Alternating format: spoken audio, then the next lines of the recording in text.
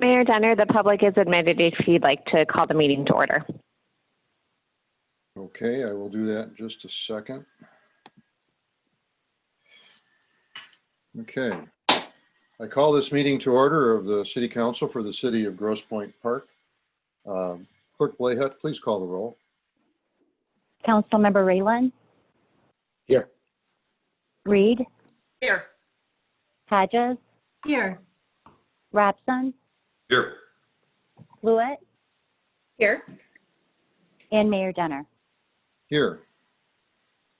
Please join me in the Pledge of Allegiance. Pledge allegiance to the flag of the United States of America and to the republic for which it stands, one nation, under God, indivisible, with liberty and justice for all. Thank you. First item of business is the approval of the consent agenda. Do I have a motion? I so move. I think that was Mayor Pro Tem. Is there support?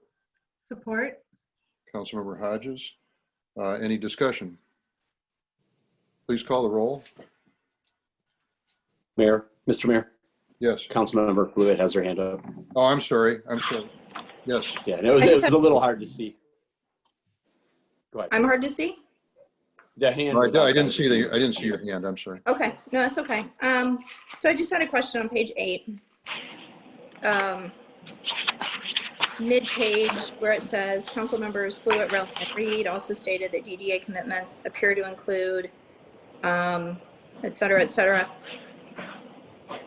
The bus turnaround should be more around $100,000, correct?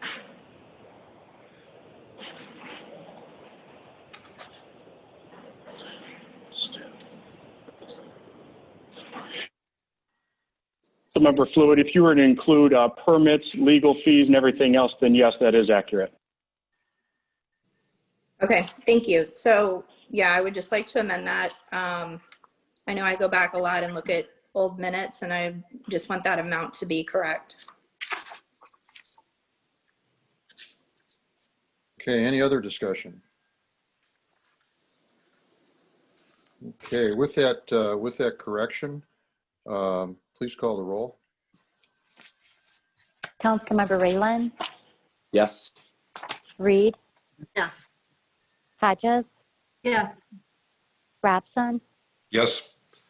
Blewett. Yes. And Mayor Denner. Yes. Motion passes. Next item of business is the approval of the regular agenda. Do I have a motion? Moved. Councilmember Reed. Is there support? Support. Councilmember Ralon. Any discussion? Please call the roll. Councilmember Raylan. Yes. Reed. Yes. Hodges. Yes. Robson. Yes. Blewett. Yes. And Mayor Denner. Yes. Motion passes. Next item on the agenda is public comment on agenda items. So I'll turn this over to the administration to manage that. Thank you, Mayor Denner. So I do have one public comment per the agenda items and 2 that were submitted too late. So I'm going to read the first public comment, and just for the public and the City Council to be aware, this is from Mr. Greg Donnelly. I'm going to read half of his because half of it relates to the agenda, and then the other half I'll read in the non-agenda items for public comment. Dear Council, Greg Donnelly, Lake Point. Dear Council, on today's agenda is a discussion about filling the vacancy left by the resignation of Councilmember Grano. I encourage you to fill the seat through an open and fair process that gives all residents an opportunity to apply for the position.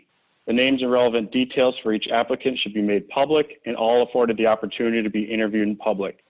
I raise this because it is abundantly clear to me that Grosse Pointe Park elected and appointed officials are simply not listening to residents, evidenced by what you choose to include in your monthly meeting agendas. Mayor Denner, that is my written public comment. And so next I'm going to ask Leah Smith to admit public comment via phone. This is a 3-minute. Leah will have a timer. Members of the public, I would also ask if you could turn off your camera, please. And council policy is to hear the public comment, but not to act on the comment if it's a Q&A. If any of those happen, please refer those to the administration and or council members for reference back to the administration. Leah, could you please see if we have anybody in the queue? I'm thanking Manager Seisland. Yes, I do have one person in the queue. So before I call on that individual, I'm going to share the online timer.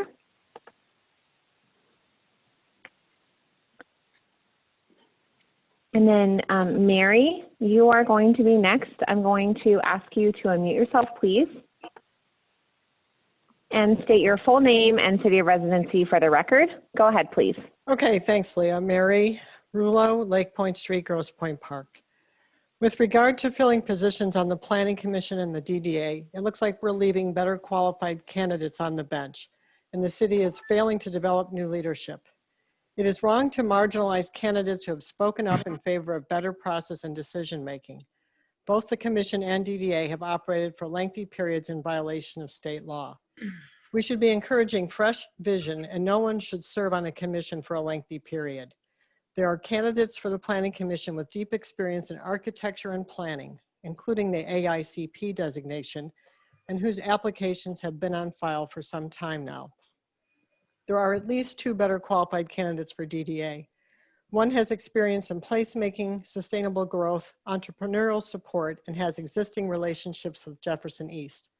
The other candidate has experience in financial management, including fiscal analysis, budgeting, and planning. With regard to the council vacancy process, the process should be open and public, including wide notice about the opening and public interviewing of candidates. With regard to further discussions with URIF, which I assume will be part of the manager's report, that process too should be transparent and fully vetted by council. With regard to the 3 conditions established in the council motion last meeting, number 1, the fundraising sunset should be soon, given that it has been in the works for at least 8 years. And it must include the full amount of the operating endowment, at least $10 million before groundbreaking. It's obvious that ticket revenue will never be enough based on the information presented to date and reasonable assumptions for growth. And in fact, Jamie Ray Turnbull acknowledged that philanthropy would be needed on an ongoing basis to close the revenue gap. Further, the construction and endowment funds must be secured via escrow or similar, not just be by pledge. Number 2, URIF should pay for the traffic parking study, and the results of the study must be reported to the council and the public, including the name and qualifications of the consultant and the full report, including methodology. And number 3, that the green and sustainability features being sought be vetted with the council's sustainability committee. Thank you. Thank you. Leah, do we have any more public comment in the queue? Manager Seisland, I have no other public comment at this time. Thank you. Mayor Denner, that ends public comment. That will close public comment on agenda items and move on to the manager's report. City Manager Seisland.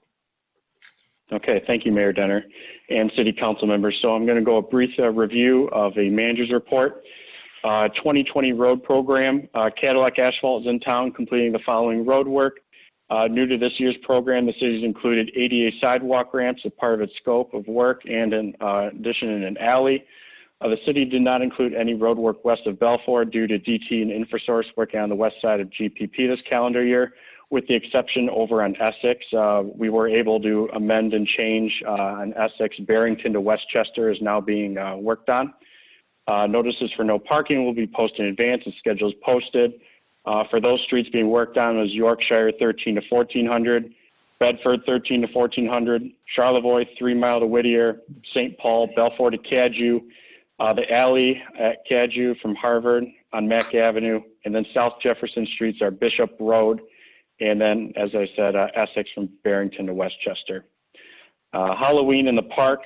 Right now, the Parks and Rec is looking into 2 options are being explored of reduced capacity of stations at Windmill Point Park. However, I think we're going to be able to make the splitting work well, having the split between 2 ends of Windmill Point Park for safe social distancing. Hand sanitizer stations would be at the end of the trails. All volunteers would place the candy on a table. No physical interaction with the participants. Volunteers are required to wear a mask. Details to follow include recommendations for Halloween night, which we did just post on our city website from the Michigan Department of Health and Human Services on tips how to be safe for homeowners and kids that are walking those streets. And we believe we'll have the same amount of candy for all kids, and that we're going to have about 3 shifts to break up and have a safe for parents and those children. So about 45 minutes per shift we're looking at right now for parents and their children. Westchester and Somerset crossing on Jefferson, the new ramp has been completed with soft restoration still left to complete. Wayne County, as you may have noticed on Jefferson, has completed striping. And the city is currently working on painting new lines around the schools, which should be complete by next week. Regarding the dog park, on September 3rd, the Recreation Commission was presented with a presentation by Chad Craig with the decision of Dog Park Site A along Grand Marais. Details to follow of donor arrangement maintenance, timeline, and considerations for neighbors working with the city to mitigate potential impact. The city master plan, the city will look to host a meeting in October for interviews with the 4 master plan finalists of MKSK, McKenna, OHM Advisors, and Beckett and Rader. The social district temporary signs have been placed on Kirchville and Charlevoix outlining those social districts. The city, as part of its logo contest, has contacted the finalists. There's 3 of them, which we'll announce publicly, probably via social media. At this time, the Bricks, Red Crown, O'Flaherty's are the only approved businesses for those social districts, and more businesses are awaiting application approval from the Michigan Liquor Control Commission. TIFA COVID support at this time, the TIFA has expensed about $17,877 for the support program. The city is continuing to reach out to those businesses with the program and how to apply and/or interest in the program. DDA COVID support at this time, $3,000 has been awarded. City continuing to reach out to the businesses, how to apply and/or interest. And a couple of exciting announcements. Thank you to city staff, including Clerk Blayhut and Assistant Manager Smith. Grant awards, the city was awarded with $20,000 in CDBG funding, $450,000 CDGB shared project for updates to the Helm and Bowl Life Center and Grosse Pointe Farms, $36,000 for State of Michigan Treasury First Responder Hazard Pay Program, $396,000 State of Michigan Treasury Public Safety and Public Health Payroll Reimbursement, $29,800 awarded from State of Michigan Treasury Coronavirus Relief Local Government Grants Program, and about $4,300 from the Michigan State Police Coronavirus Emergency Supplemental Funding. DTE right now, and InfoSource crews are on the south side of Jefferson installing main and services. The Beaconsfield second main is in and the services are being installed at this time. I would ask for any restoration concerns to please have residents call DTE at 313-270-9240.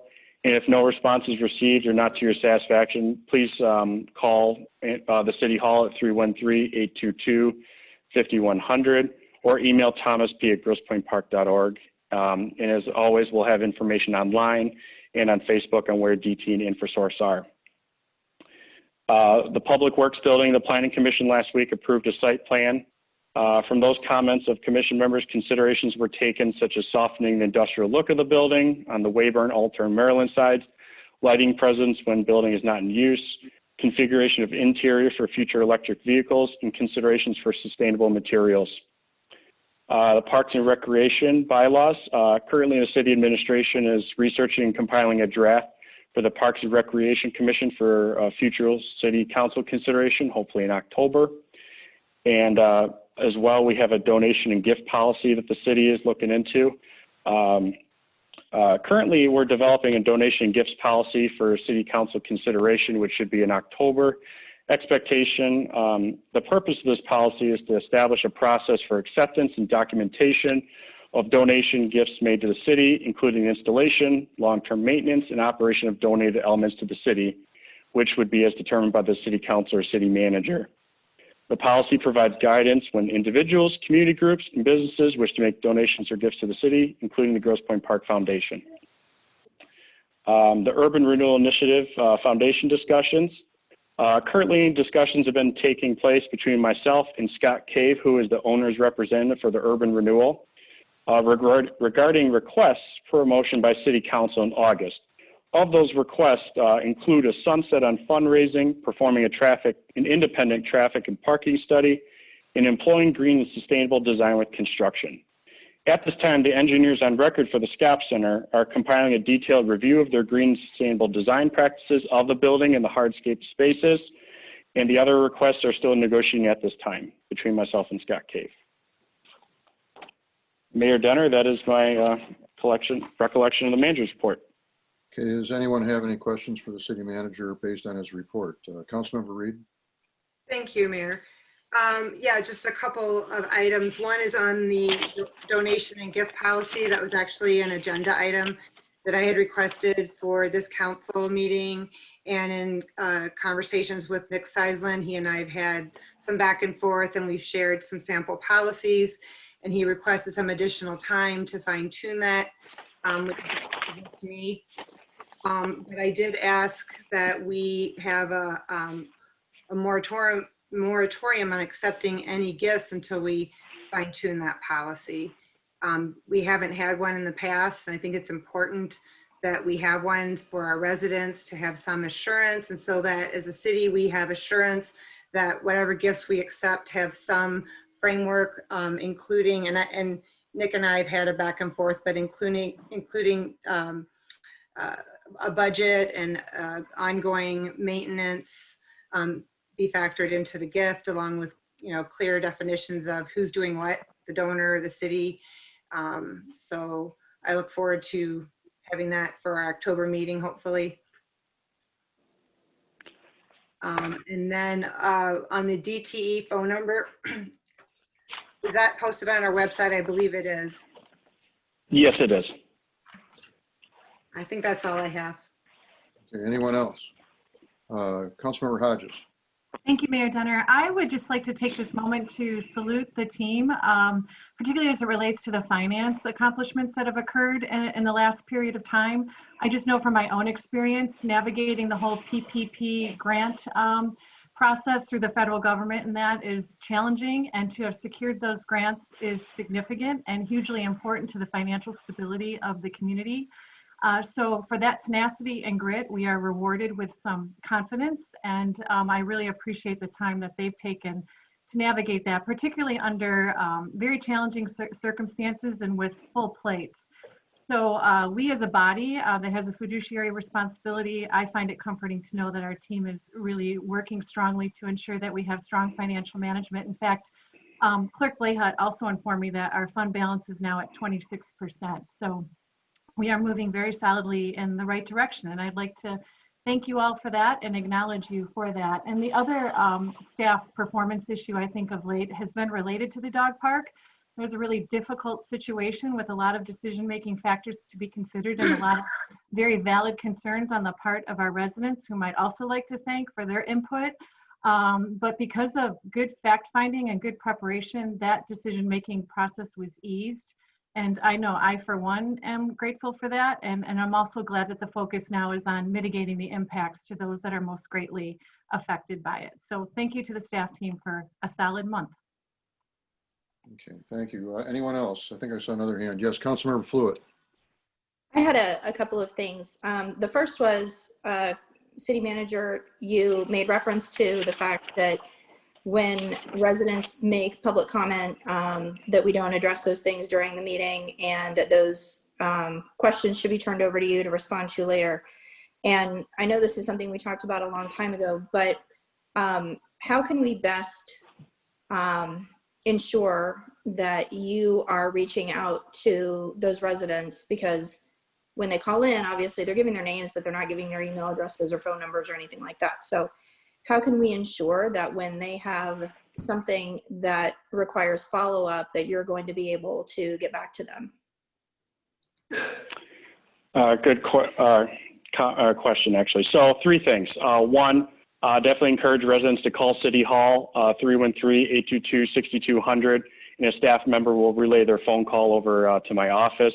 I do have a city manager at grossepointpark.org email, and my other email as well that's on the website, both those is sizelandn@grossepointpark.org. And if I'm unavailable at that time, staff will relay any comment or question over to Leah Smith, who will then follow up with me regarding any action that must be taken. And so as well, if there's anybody else that wants to email Public Works, if there's something that needs to get a hold of me, they'll let me know. That staff member. Okay, thank you.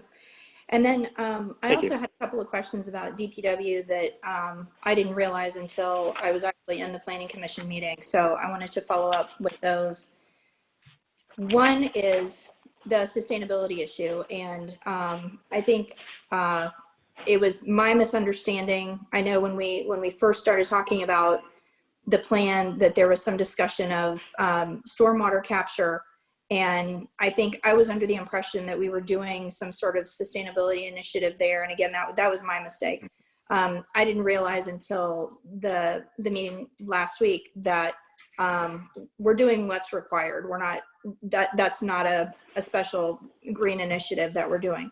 So when is the best time? Go ahead. I do want to say something particular I was really excited about in the architects and engineers.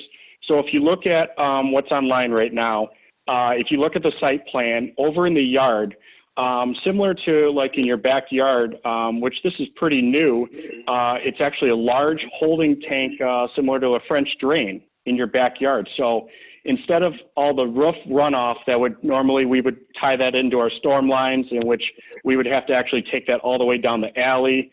We're actually going to hold that in our yard, so that we won't have any stormwater going into our system. So particularly from a safe-sustainability perspective, I was very excited about that this is something new and innovative that we could really share, that with the runoff. And then as well, obviously with costs, with COVID and everything, we're going to look into more initiatives that could be taken. I know you and I, Councilmember Fluid, in the Sustainability Committee, and I believe in Public Works, we also discussed would there be an opportunity for a green roof. And as well, we're looking into that if there's any way we can fit that in with the budget. And, so we're going to look into those as well. But I just wanted to share, I was really excited about that. Yeah, I know we had talked just in general, we had mentioned, permeable parking lots, so I know that was something that you had been paying attention to, but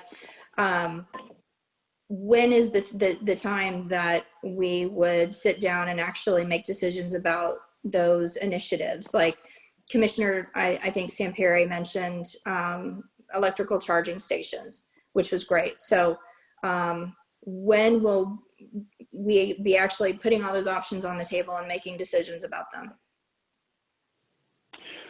So at this time right now, the architect is compiling pricing right now, looking at what was approved per Planning Commission with those considerations taken into effect, such as the less industrial side of Weyburn, Maryland, and Alter side of the building. There were some concerns about that.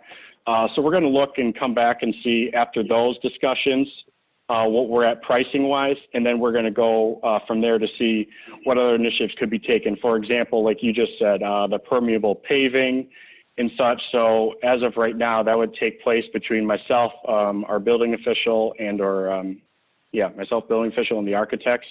But I'd be happy to have a discussion further regarding other initiatives that they should be looking into. Whether that's via meeting or, discussion with residents, be happy to do so. Okay. Maybe when we reach that point, we could at a minimum have a meeting of the Sustainability Committee and at least discuss as a group before we decide what initiatives. I'm sure we can't do everything, but maybe we could discuss what we think is most important. depending on cost, I definitely, we'll definitely take that into a factor and see what we could fit in and go from there. Okay, thank you. And then one other question I had about the DPW was, I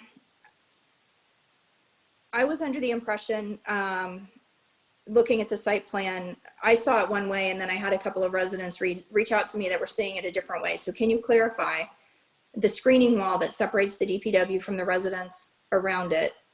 Obviously, at the back of the facility, it's going to run it's going to run parallel to MAC, so that it's between the DPW and the houses behind it. And then it turns and it goes parallel with Weyburn as it goes up towards MAC. Now, at any point, does it go up to MAC and then stop so that it surrounds the DPW facility, or does it actually make a wall that goes across Weyburn? So parallel, if you're at the end of Weyburn right now, that very end of the site all the way to the alley on Maryland will be a brick wall. And then if you make that turn and now you're going along the altar side facing that way, I believe a quarter of that will be brick. And then the rest of it, we're looking into wrought iron fencing that'll be similar to the front that was shown as the entrance for the Public Works employees. So, but is the wall going to actually extend? I know Weyburn is already, it doesn't go all the way through to MAC at this point there, but is that either type of fence, the brick wall or the fencing, is that going to extend over toward, say, where the Huntington Bank is? Or would somebody actually be able to walk on foot down to Weyburn and continue over the grass to MAC? If you're walking Weyburn and you would like to go to the Huntington Bank, you would have to go through an empty lot, which then you would go through. I think there's a small little area you can go in between. There's actually like a drain gully kind of right there. So that's the only area from Weyburn you could walk to Huntington Bank. And then was there a second part of that question? I'm sorry. No, I'm just trying to clarify if that's going to be a barrier at the end of Weyburn,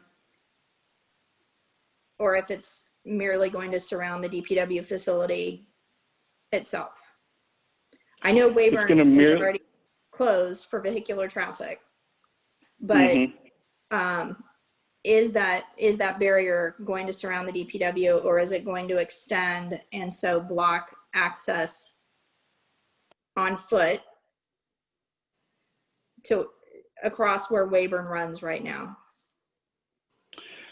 I'm almost certain that there is a small area you could walk. I would have to look just at that area to be exact, and I will take a look at that right away and get back with you. Okay, all right, thank you. Anyone that hasn't, Councilmember Roland. Thank you. I wanted to indicate on Jefferson, as well as the striping that they added for the cross from south of Jefferson towards Pierce and Defer. They also added the new signage that indicates 25 miles per hour during school crossing hours. So it's coming up Jefferson and down Jefferson back towards Detroit. There's both of those there. If you do get a chance to drive by, that's a big difference there. It will increase the safety, is something we've all been looking for. So thanks for all that hard work to the chief and to Nick, city manager. I wanted to review the master plan process one last time. I'm sorry. Again, it's probably something we should concentrate on. You mentioned we're going to be doing the interviews through council. The plan. Oh, sorry, Councilmember Roland. It'd be the Planning Commission will do the interviews.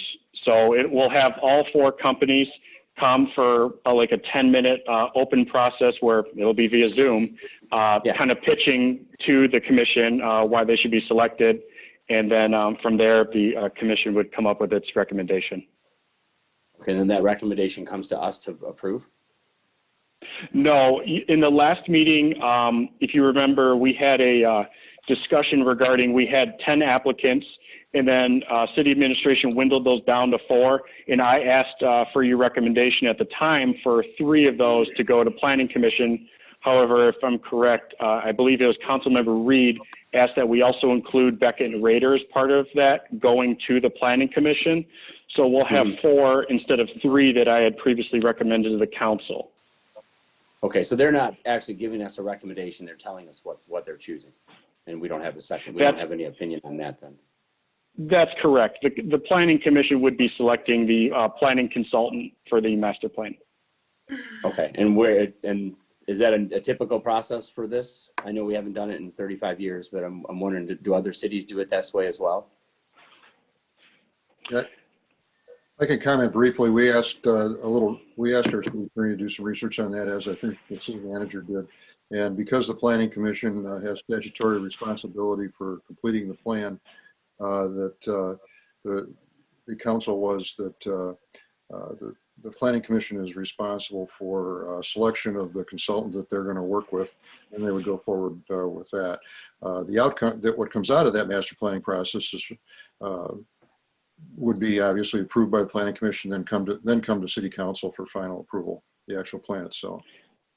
And Councilmember Raylan, just to go upon that as well, we just wanted to make sure, obviously this is going to be new with Zoom, so we had to do some strategizing of how we would do this, and it seemed to be that we could have time slots, and we'll give it a shot. So we're hoping to have that in October. Great, thanks for those answers. Do we know who's going to approve the master plan budget? So City Council actually approved in your budget consulting for $50,000. So that'll be up to the Planning Commission to select that, and then Council in the next meeting would approve that in the finance report using that budget line item, approving of whichever company we end up using. Okay, thank you. Just a couple questions about DPW as well. So I remember in December, I thought we were asked to approve $450,000 to purchase Verdunks. 435. Yes, so that 435. I don't know. I'm sure you don't have it offhand, but I'm just seeing if anyone remembers. It was 435. So, thank you. So the TIF, yes, as one of the 8 components that the City Council decided put a motion on, one of them was to buy the Verdunks building. I would have to check, but I think it's around that 420, 430-ish. I'd have to look. I don't know off the top of my head. And then what did we end up spending actually on Verdunks? I'm going to have to check. I'm going to have to check real quick just to make sure. I think you reported it was 475. So I'm wondering, why did we go above a budget that we approved without coming back to council on that? Okay, I'll have to look back and check. Okay. You may be right. I'll have to take a look, but appreciate that. That's just the process thing. If we approve something, we should be told if it's going to be, and I'll email you separately, Nick, or city managers, to follow up on that in case we miss it. But that's pretty important. If we go over budget on anything like that, we should be approving it again. The last thing I have is we had a bunch of great, I don't know if it was requests or requirements from the Planning Commission on the current DPW site plan. All of those would probably raise the budget, as John Vitale said, the architect. I'm wondering why they voted on approving the site plan without getting those requirements added in and seeing what that new budget is before approving the site plan. It's kind of putting the horse before the cart. So I don't know if that's the process we always go through. If so, that's probably not a good process, because we're not going to get anything then. But many of the Planning Commission commissioners had really good ideas, and that's what they're there for, is to advise on a site plan. But and then we still voted on it. They still voted on it, even though they had no budget, amended a budget with all these improvements in mind. So is that vote final then? And the architects don't have to change anything? We're still going to go forward? So in regards to the site plan, yes, that was approved. However, the next part will involve myself and Mr. Supel and the architects. So we're going to take a look at what the current building was shown. What can we add into per direction from the Planning Commission, and that's where we're then going to have to evaluate, if something needs to be cut out of those recommendations, And as well, I'm going to have to consider, as Councilmember Fluitt was discussing as well, if we can add a couple more sustainability initiatives into that. So I'll have to wait and see where we come back budget-wise, really to see what changes can be made and what is the best use of the rest of those funds that we need, for the building, and depending on, the lighting, the configuration of the interior for electric vehicles. I know it was mentioned by Commissioner Lindsay about a backup generator. We definitely need to add that in there as well, in considerations for more sustainable materials. So thinking as a resident, if I approved this site plan with all these initiatives that people that were put in power to advise on, I'm not sure why we approved that site plan before those came back and have a discussion with Planning Commission to see how they can prioritize which changes they really want to see. As it goes now, they don't have to change anything, and they have a green light to go ahead, which is really sounds backwards to me, coming as from a resident's point of view. If we have a site plan advisory committee that gives suggestions, we should have a discussion. The Planning Commission should have a discussion and prioritize which ones they want to see that'll fit in that budget, or what they want to take out to improve that site plan to fit under that budget, rather than just approving it right away. It seems expedited to me. And just to be clear on the process, it was the Planning Commission that approved it. So they made their suggestions, and then the Planning Commission voted unanimously to approve the site plan. Yeah, I understand that, but why would they even be asked to vote on something when it's going to change? We know it's going to change, and we want it to change. There's no reason to approve it. Is it that much of a rush that we have to approve it without having a final site plan? That was up to the Planning Commission. Well, it's also up to, I wouldn't say that. If we have legal counsel there, they should be saying that we shouldn't be approving this until we get that final site plan. There's nothing illegal, counsel. Yes, there's nothing illegal about them approving the site plan as presented, and that's no. I don't think it's illegal. I just think it's dumb. You shouldn't be approving something until it's final. Then you should speak. Right? I mean, would you do that at your house? Yeah. Let's add a kitchen in. You should speak to the plan. They could have voted no, Vikas. They didn't have to vote yes. They voted unanimously to approve it. Okay, so can we send it back to them with no confidence, saying they should vote once the final site plan comes in? No, there's no mechanism for that. So if I hire a contractor to do my kitchen, let's Councilmember Roland, we're moving into territory that's not particularly productive. I think that the point's been made. It's a process issue, man. I think we need to. It's a horrible process we have. We need to fix these processes before we go forward. I think we all agree that our processes are very screwed up, and that's why we're talking about all these things, is to fix our processes. I believe that as a point of order, we should move on. I'm sorry. Thanks, City Manager. Okay, thank you. Councilmember, I'd be happy to have further discussions too regarding what was discussed at the Planning Commission meeting. Yeah, I appreciate that, City Manager. I just understand that we're going ahead of things as not doing them properly for our residents following a process. It's just an expedited process for bad reason. Thanks. Your view. I saw another hand, Councilmember Reed. Yeah, changing topics.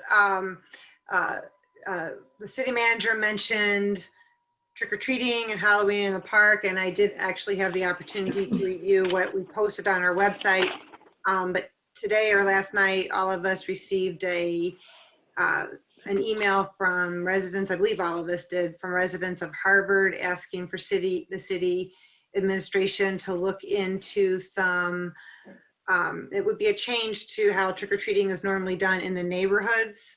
And their request was to close streets north-south and maybe designate trick-or-treating hours. So I don't know if that's feasible. I'm sure public safety needs to weigh in, but I think this year more than any, I think our residents would like to see us give consideration to something to keep trick-or-treating safe and as normal as possible for the families. So. Okay, thank you. One more from Councilmember Fluitt. I had written this down and I didn't know Councilmember Rowland was going to bring it up, but I do have the figures in front of me, which is that Tifa in last November approved a price of $435,000 for Verdonks. That's also the number that City Council was given. And then according to the Parks property tax website, we paid $475,000. So I'm just following up on what was said because I did have those numbers written down in front of me. So what would typically be, I would like to know why we paid $40,000 more than we planned to, and follow up on that question for what that mechanism would be. Should it have gone back to Tifa for a second vote before the purchase went forward? Do we have a process for that? But I mean, $40,000 is it's almost 10% more than the price that Tifa actually voted for that purchase.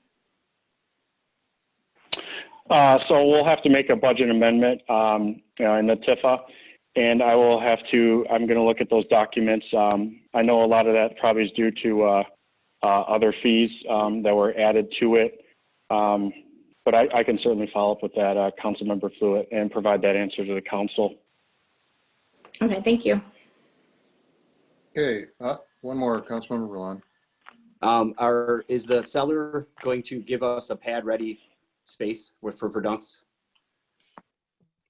As most sellers do, they make it a pad-ready space for construction, similar to what we're doing for the Art Center. I think I can answer that. The TIFA has in their plan funds to do the demo work. So we're paying for it rather than the seller, TIFA. like we're doing for the Art Center. TIFA. So the Art Center, we're going to give them a pad-ready place, but we're not going to request that from our seller. I'm just stating the fact. That's what. Yeah, and I'm asking why we didn't. Why are there's no why. Processes again. There's two different processes going on here again, and it's evident that if we pay $40,000 more, that's what we're estimating for our demolition of the current DPW to give the Art Center a pad-ready space. So it's the same thing. It's just you're bouncing back and forth to whatever works. Okay, let's move on. I think that completes the manager's report. Thank you, City Manager Seisland. Now we have a department head report. I'll ask the administration to introduce that. Thank you, Mayor Denner. So as part of our first department head report, I've asked that City Clerk Blayhut address some questions regarding the absentee ballot process for the city. And so Clerk Blayhut, could you please address the council and the public? Hello, Mayor Denner and members of council. I have provided a brief summary in your packet outlining the process of the absentee voting counting board. As of today, we have 4,554 ballots that will be mailed out tomorrow. So the process for the absentee ballots, in fiscal year 2020, an additional tabulator was purchased to assist in the absentee counting board for tabulating votes in anticipation of it being there being a lot of absentee voters. In 2016, we had 2,100 absentee ballots, and so far we've got 4,554. So there will be 3 tabulators in the absentee counting board. Each ballot takes 17 seconds to process. Prior to processing the absentee ballots, each signature on the application is verified on the qualified voter file through the state. Each resident has a voter number. The initial absentee ballots are mailed out in one bulk mailing to save on postage, and those will go out in tomorrow's mail. Once the ballots are returned, the signatures are again verified through the QVF file and checked in on the system as being received. The night prior to Election Day, we balance the number of ballots received back and check it against the generated poll book that is prepared while issuing the ballots to make sure they're in balance. I have 7 people scheduled to work in the absentee counting board, and their workday begins at 7 a.m.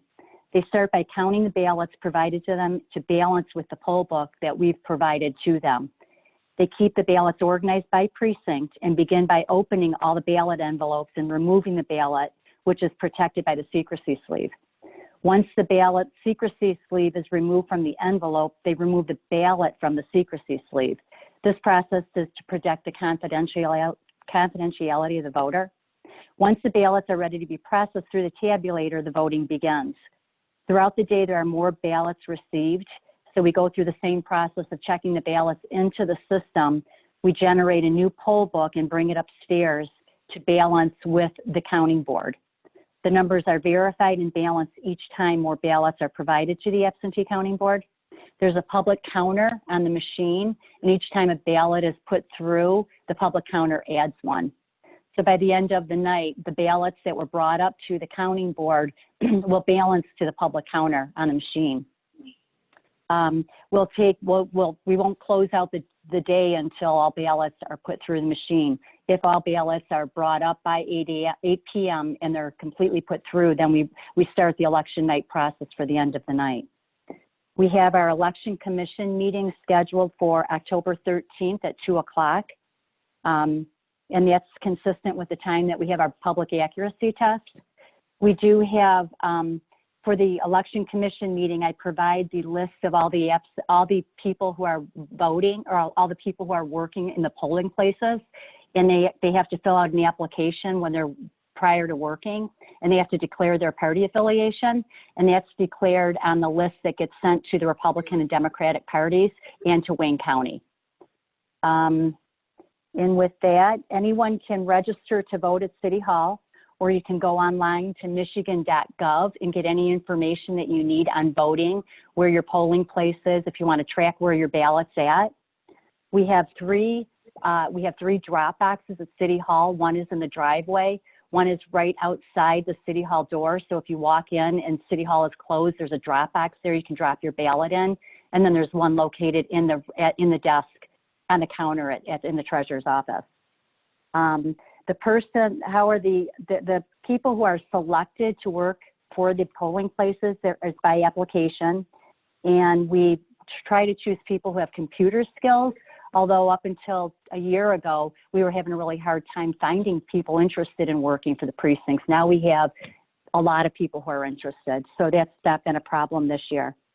So the oversight in the counting room, it would be that we have a chairperson and then 6 people who work, and 2 people are on each counting board. And then I go up there throughout the day and check on them, as does my 2 deputy clerks who go up there, bringing up ballots, seeing if they need anything and checking them out. And then the signatures are manually verified by a scan, and then they're manually checked against the qualified voter file to verify the signature is accurate. So with that, does anyone have any other questions? Clerk Blayhut? Yes. Let me call on you one at a time. Mayor Pro Tem will go first. I think you had a question. Thank you, Mayor. Clerk Blayhut, I want to thank you and your staff for the hard work you've done thus far. It's a lot of work and it's very challenging. Do you have enough help and resources going forward? Yes, we hired a part-time person to help process all the absentee ballots. So she started about a month ago, and we started processing applications before we received the ballots. So we were ready to go, and they were input into the system. We didn't receive our ballots until last week. I think it was Tuesday. And then the state issued an order that said we had to start handing out ballots to the people who come in person. So that kind of threw us off, because it's very important that you keep every ballot number in line. So that kind of threw us off a little bit, but we got everything balanced, and all the ballots will be going out in the mail tomorrow. Tomorrow. Okay. So we're all set. All right. Now, your last paragraph, ballots must be counted for 14 days after the election if postmarked November 2nd or before. Yeah. The county has not yet provided guidelines as to the process of doing that. Can you expound on that just a little bit? Yes, they just put an order through that said we have to accept ballots for 14 days if they're postmarked prior to November 2nd or prior to that date. We haven't received any of the guidelines from the county or the state on how we're going to process that. So we're still waiting to hear from them. So they will, anything submitted? So what we'll have to do is we'll send all of our stuff down on election night, because we'll wrap up all our machines and our totals, and we'll go down to the county. Then if they're going to accept absentee ballots for 2 additional weeks, we will probably have to bring them down. I'm guessing they'll probably say weekly. So we'll collect our ballots, we'll check them into a poll book as a normal routine process. Then we would bring them down to Wayne County, and they would then put the ballots through the machines. Thank you. You're welcome. Councilmember Reed. Thank you. I appreciate the city clerk's advice here. This was an agenda item that I had requested, and I sent some additional questions. And I think you covered most everything, city clerk, but I have some additional questions on the October 13th election commission meeting at 2 p.m. I assume that's open to the public. Yes. And where we have it on the city, it's on the city calendar, so we'll have it as a Zoom meeting. It will be a Zoom meeting, okay. Yes. With instructions for joining. Okay. Yes. Will there be a packet of information available in advance of that meeting, similar to what we have for our city council meetings?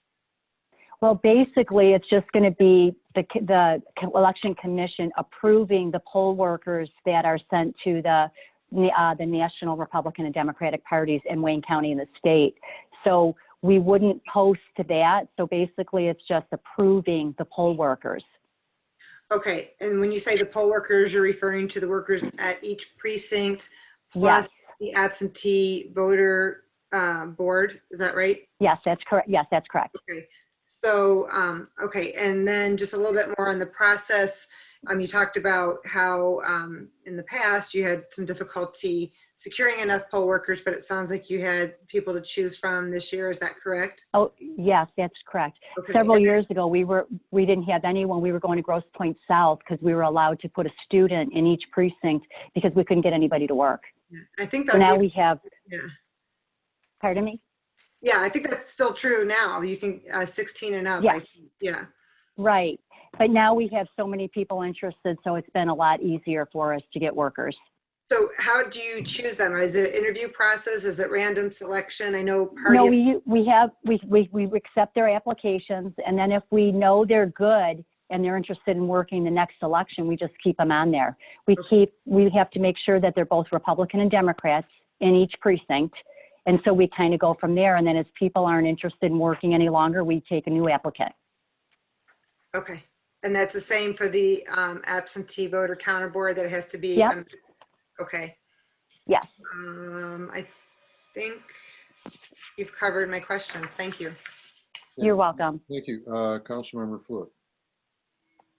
Just a couple of things, and I think I know the answer to this, but for the city clerk, I think I would just appreciate you explaining it to the residents who are listening.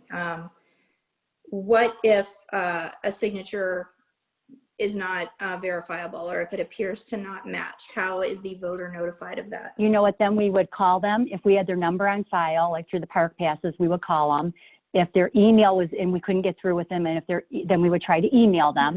If we weren't able to get through them by email, we would send them a letter telling them that their signature wasn't, it's either changed or it wasn't their signature. And then they would come in and they'd have to complete the application by signing their name. Oftentimes, like a lot of the college kids, the moms will just sign their kids' ballots for them, not thinking it was any big deal. And we're like, no, you can't do that. Your child has to apply for it. Okay, thank you. And okay, you're welcome. My other question is, since no one is currently able to vote at defer, so precincts 5 and 6, what are all the efforts that are being made to make those voters aware that their polling location has changed? Like, can we, step by step, can you tell me all the things that the city is doing? We've sent them all letters, all the registered voters in those districts. We've sent them a letter informing them of that. On election day, there will be posters out front informing them that they have to go down to the Lab-in Center. It's on the city website and it's on Facebook. How about the listserv email that the city sends out with updates and announcements? Yeah, we could do that also. I'll follow up on that one. I would appreciate that, and I also I appreciate. I know this is a huge undertaking, and I appreciate all your work. Thank you. Okay, thanks. Yeah, Clerk Playhat, this is a big undertaking. This election, more than any other, is challenging in terms of complexity for the clerk. I know that. And I think you've done a stellar job of preparing for it so that we have a fair and complete election. And the new wrinkle of this volume of absentee ballots is much, much larger than we would typically have in the past. And so I also like to commend you for gearing up for that so that we're in good shape for the election. So thank you. Thank you for that. Thank you, Mayor. report. The next Thank item. you. You're welcome. The next item of business is committee and commission reports. I have three that we should address.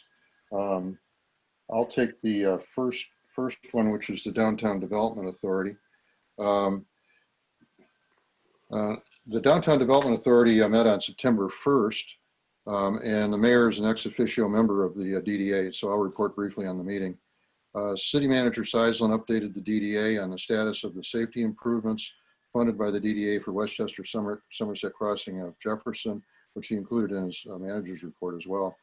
This was undertaken as a part of improving safety of students crossing from the Windmill Point neighborhood on their way to the Defer Pierce campus. Crossing route was shortened by 26 feet. ADA sidewalk ramps were in the process of being installed at that time. They're now complete. In addition, the county will be retiming the light. And, they have completed the repainting of the crosswalk as was reported. The DDA also considered and approved a COVID-19 business support program. This program parallels the program already adopted by the TIFA board and provides for grants up to $1,500 to businesses within the DDA. And as was reported by the manager, I believe that he reported that $3,000 had been expended on that program. That concludes the report on the DDA.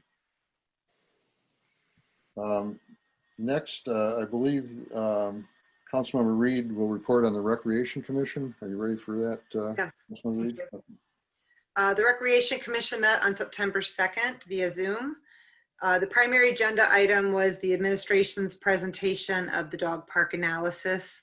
The administration is recommending installation of a dog park at Site A, which is between the skating rink, reflecting pond, and the Grand Marais perimeter. And that complete analysis is available on the city website, so I won't rehash it. Chad Craig, the Parks and Rec supervisor, announced that the anonymous donor is Joe Backer of Backer Landscaping. The details of the donation have not been finalized. The abbreviated pool season was successful with no COVID-related closures. This is Windmill Point Park. Camp Windmill took place with reduced camping sites and other social distancing measures. This was part of this city manager's report that Parks and Rec is reviewing options for Halloween in the park, and some of that was discussed tonight and will be updated on the website. Tennis court resurfacing is planned for the spring of 2021. The Lab and Center activities will resume, again with modifications which include reconfiguring the fitness center. I also, some of these items are post-meeting with developments statewide, or our region-wide, I should say, that theaters will be allowed to open on October 9th.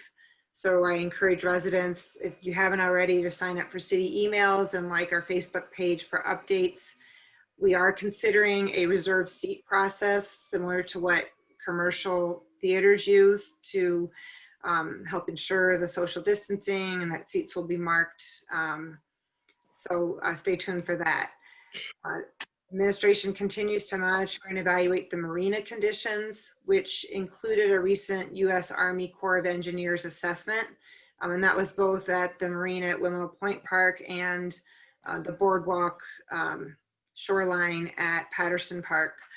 The administration has created a marina subcommittee comprised of slip owners, and Commissioner Larry Haggart will serve as liaison to the Parks and Recs Commission. And most recently, again, this was a post-meeting development. Good news for the marina is that power has been restored to Pier 4. At Patterson Park, again, the U.S. Army Corps of Engineers is giving us an evaluation of our shoreline erosion issues as we look to address that short-term and long-term.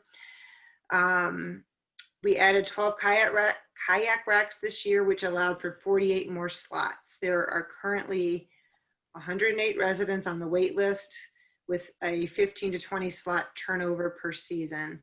And the city is looking to add more racks next year. And those are the highlights of the meeting. Okay, thank you, Councilmember Reed. The final one, we've talked about a fair amount already, but the Planning Commission met on September 24th, 2020.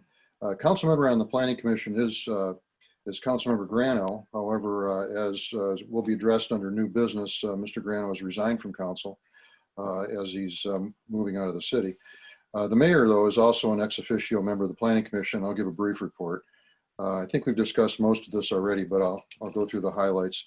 The only item on the agenda was the site plan for the proposed public works facility to be constructed on MAC on the Weyburn to Maryland block.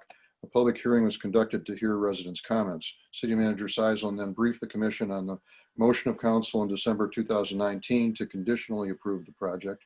A letter from the city attorney noting that a municipality is not bound by its zoning, and a letter from OHM advisors reviewing the site plan. Stuckey Vitale Architects then reviewed the site plan with the commission, answered commissioners' questions, and noted commissioners' suggestions for the detailed design. The commission unanimously approved the site plan and recommended the consideration of the commissioners' suggestions for the detailed design. That concludes the report from the Planning Commission. I think we heard that a bit earlier as well. That concludes, to the best of my knowledge, the committee and commission reports. Were there any other committee and commissions? Councilmember Lime, did you have a committee and commission report? Yes, Beautification Committee met on September 16th. I think you're a part of that commission as well, Mayor. Yeah, I think you're on the commission as well. We're developing a plan for our beautification awards. This year we have to do it virtually, so we'll have that all panned out by the next meeting, which is next week. We're going to deliver all the awards by the end of October. We're coming up with ways to print certificates and then also mail them certificates if they want to print something maybe higher quality, but we're trying to do our best there. We also have the Century Awards, which we've been mentioning. We picked 3 houses that are exactly 100 years old this year, and we'll be giving them something special as well. We're finalizing that by next week. We're trying to come up with a plan for our plant exchange to do it virtually, and the logistics behind it. If people don't pick up plants and they sit outside and the owner has to bring them back in, it's a little tedious. So we're trying to find the exact way to do that as well. And something new, we're trying to brainstorm on ideas regarding getting younger residents involved in beautification. Maybe a beautification kids club, gardening journals that they can turn in for prizes, maybe little sessions on how and when to trim trees. So when they become their own homeowners, they already have that knowledge in there. If anyone has any ideas, please share those with me. And like I said before, we're meeting again next week on Wednesday. Thank you. Thank you very much. Councilmember Reed? Are those Zoom meetings, Councilmember Roulon? Yes, they're posted on the calendar. I don't think next week's is posted on the calendar yet. I just looked. I'll confirm that with Nick and get the chair to add that to the calendar for next week. And I know we got bounced around earlier in September due to COVID and some other meetings coming in that were more pressing. So we got pushed out a couple of times. So I will follow up with that and get that on the calendar. Thank you. Okay, thank you. That concludes the commission and committee reports. Again, I apologize for skipping beautification. Somehow I missed that one. The next item on the agenda is unfinished business council comment. This is an agenda item where council comments on unfinished business or old business. There will be a further council comment at the conclusion of the new business section to talk about new business and new topics. So is there any council comment on unfinished business? Councilmember Fluid. Thank you. Just a couple of things, 2 things I wanted to follow up on. One is we've asked a couple of times, what is the status with Janet's? We know it's vacant. I had a resident who sent me pictures of a potential structural issue that was supposed to be looked into. Where are we with that? I'll talk with Chief Building Official Supel. He was getting an engineering report regarding the integrity of that building.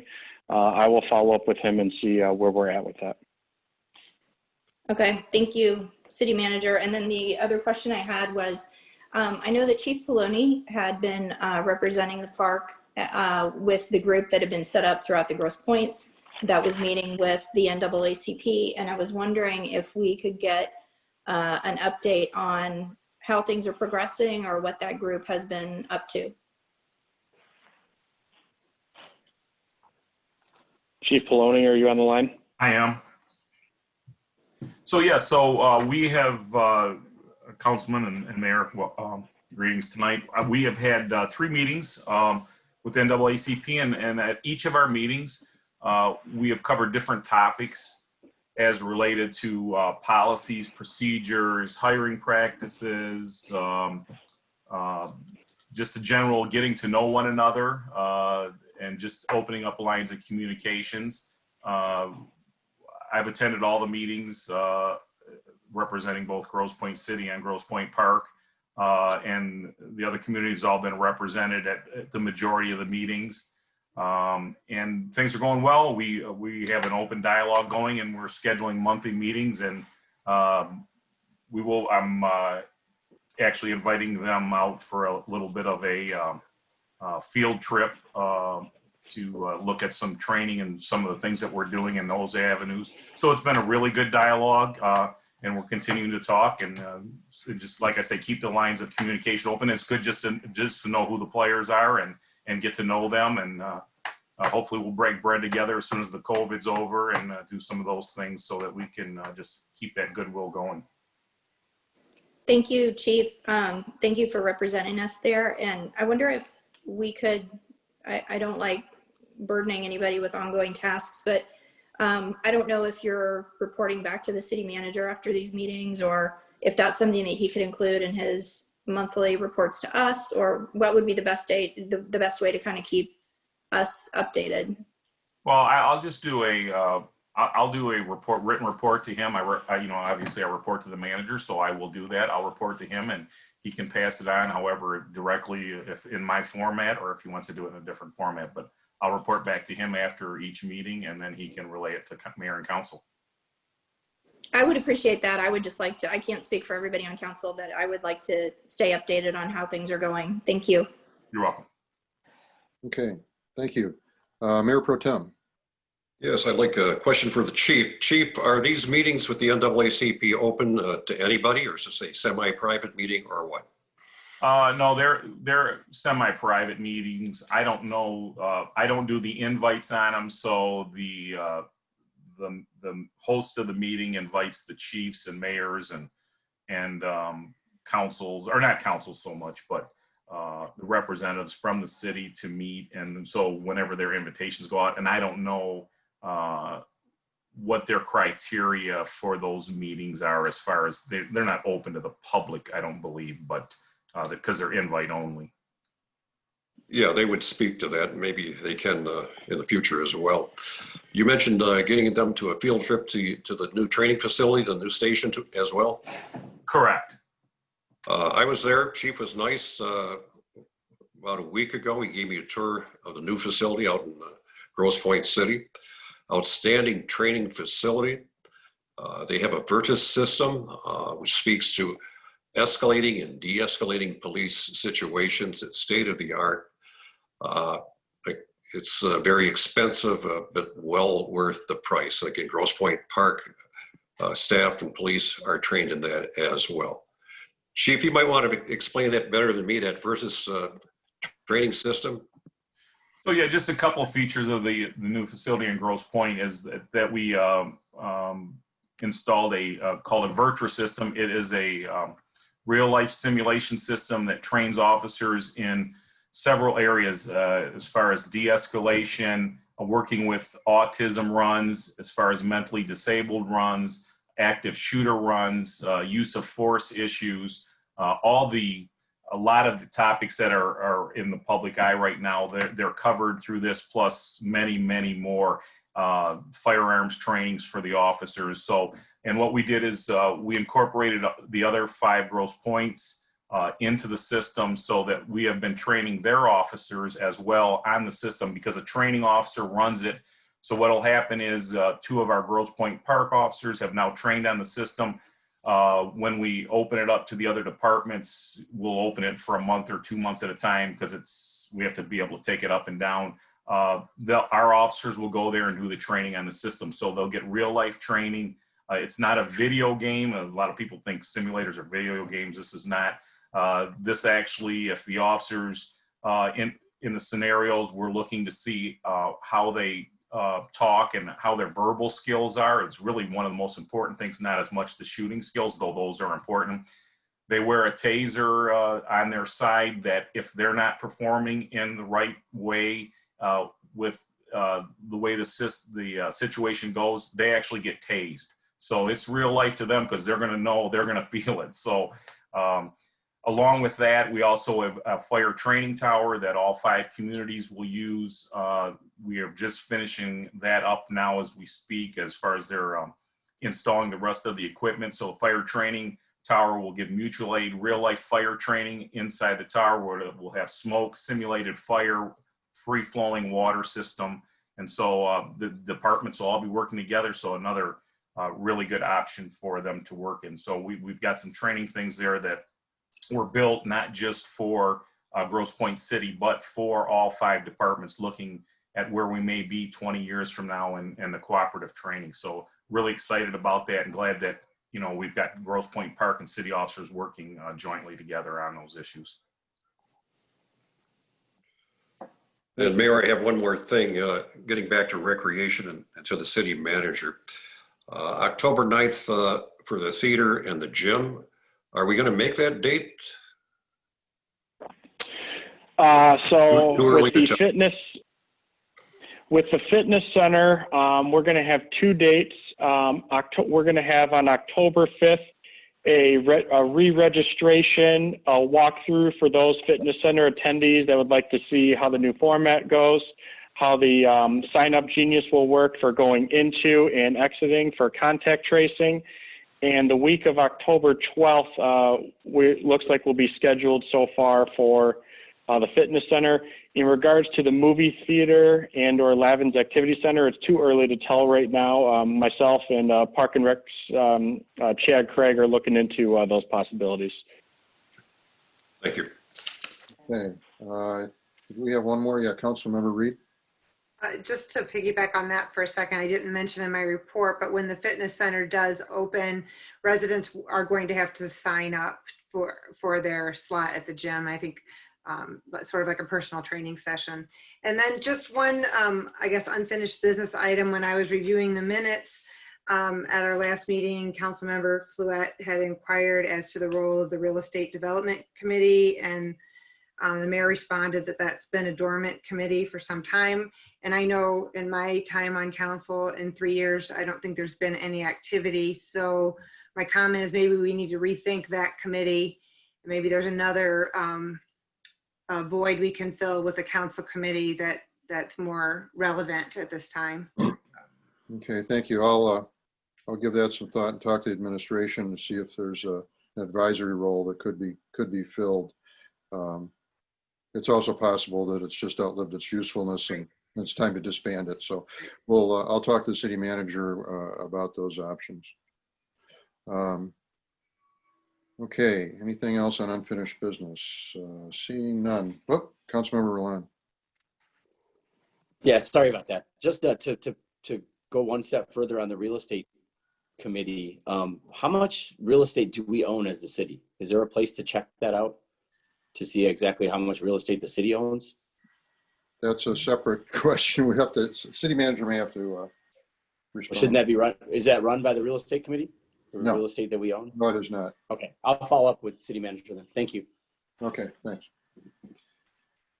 That closes council comment on unfinished business. Now we move on to new business. First item under new business is Safe Routes to School resolution. We had an initial resolution on this at the last meeting, I believe. I'm going to ask the administration, the city manager, to introduce this topic. Okay, thank you, Mayor Denner. So City Council, I'm going to read a summary that was in your packets and to the public. As part of the Safe Routes to Schools grant application, the Grosse Pointe Public School System, in cooperation with the park, we will act as the Act 51 agency. This grant is a federally funded program administered in Michigan by the MDOT. The proposed grant would be applied for Pierce Middle School and Defer as the south cluster of the GPPSS. If approved, the amounts would total up to $440,000.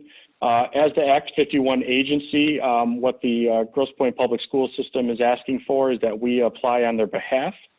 In negotiations with the school district, the city will only incur costs for engineering design and engineering construction, as this is not an eligible expense under Safe Routes to Schools grant, and we're going to have a similar agreement that was done between Grosse Pointe Public School System and Grosse Pointe City for the Mare Elementary School Safe Routes to Schools grant. The city, through its Downtown Development Authority funds, already incurred costs to assist the school district's application, reducing the cost of the school's application by $20,000 for the Jefferson and Westchester Somerset crossing. And just to brief a little more, at this time, the next time that the public school system can turn in their Safe Routes to Schools grant is October 15th. So discussing with the school district, it was abundantly clear that we needed to have this resolution before council today so that we could at least have the south cluster of the Safe Routes to Schools grant submitted to the state. Otherwise, if we missed that window in the schools, it would not be until February of 2021, further delaying safety for school children. The financial impact of this resolution and the final determination by MDOT, the estimated cost at the absolute maximum, if we were to use engineering fees, would be $66,000, which would be shared by the school district and the city. However, this is just an estimate at this time because as part of the application process that the school submitted, there are numerous ADA sidewalks that have not been accounted for that have been addressed by DTE. So they are currently working to revise that scope of the project. Included with it right now on Kercheval, there's bump outs, there's curb cuts, there's school signage and various ADA sidewalks. And so negotiations with the school district, we would be happy to share that cost with them. And so what I'll ask for the city council tonight is to consider approving the resolution I have before you that is required by MDOT to submit and act as the Act 51 agency. So I'll be happy to read the resolution, and then if council has any questions, I'd be happy to answer them. Whereas the Safe Routes to Schools program is a federally funded program administered in Michigan by the Michigan Department of Transportation. Whereas the City of Grosse Pointe Park, in partnership with the Grosse Pointe Public School District, is applying for funds through MDOT from the Safe Routes to Schools program to construct certain infrastructure projects, including the city for the GPPSS South Cluster of Pierce and Defer, including crosswalks, traffic safety devices, signage, sidewalks, and to engage in education to enable and encourage children to safely walk and bike to school.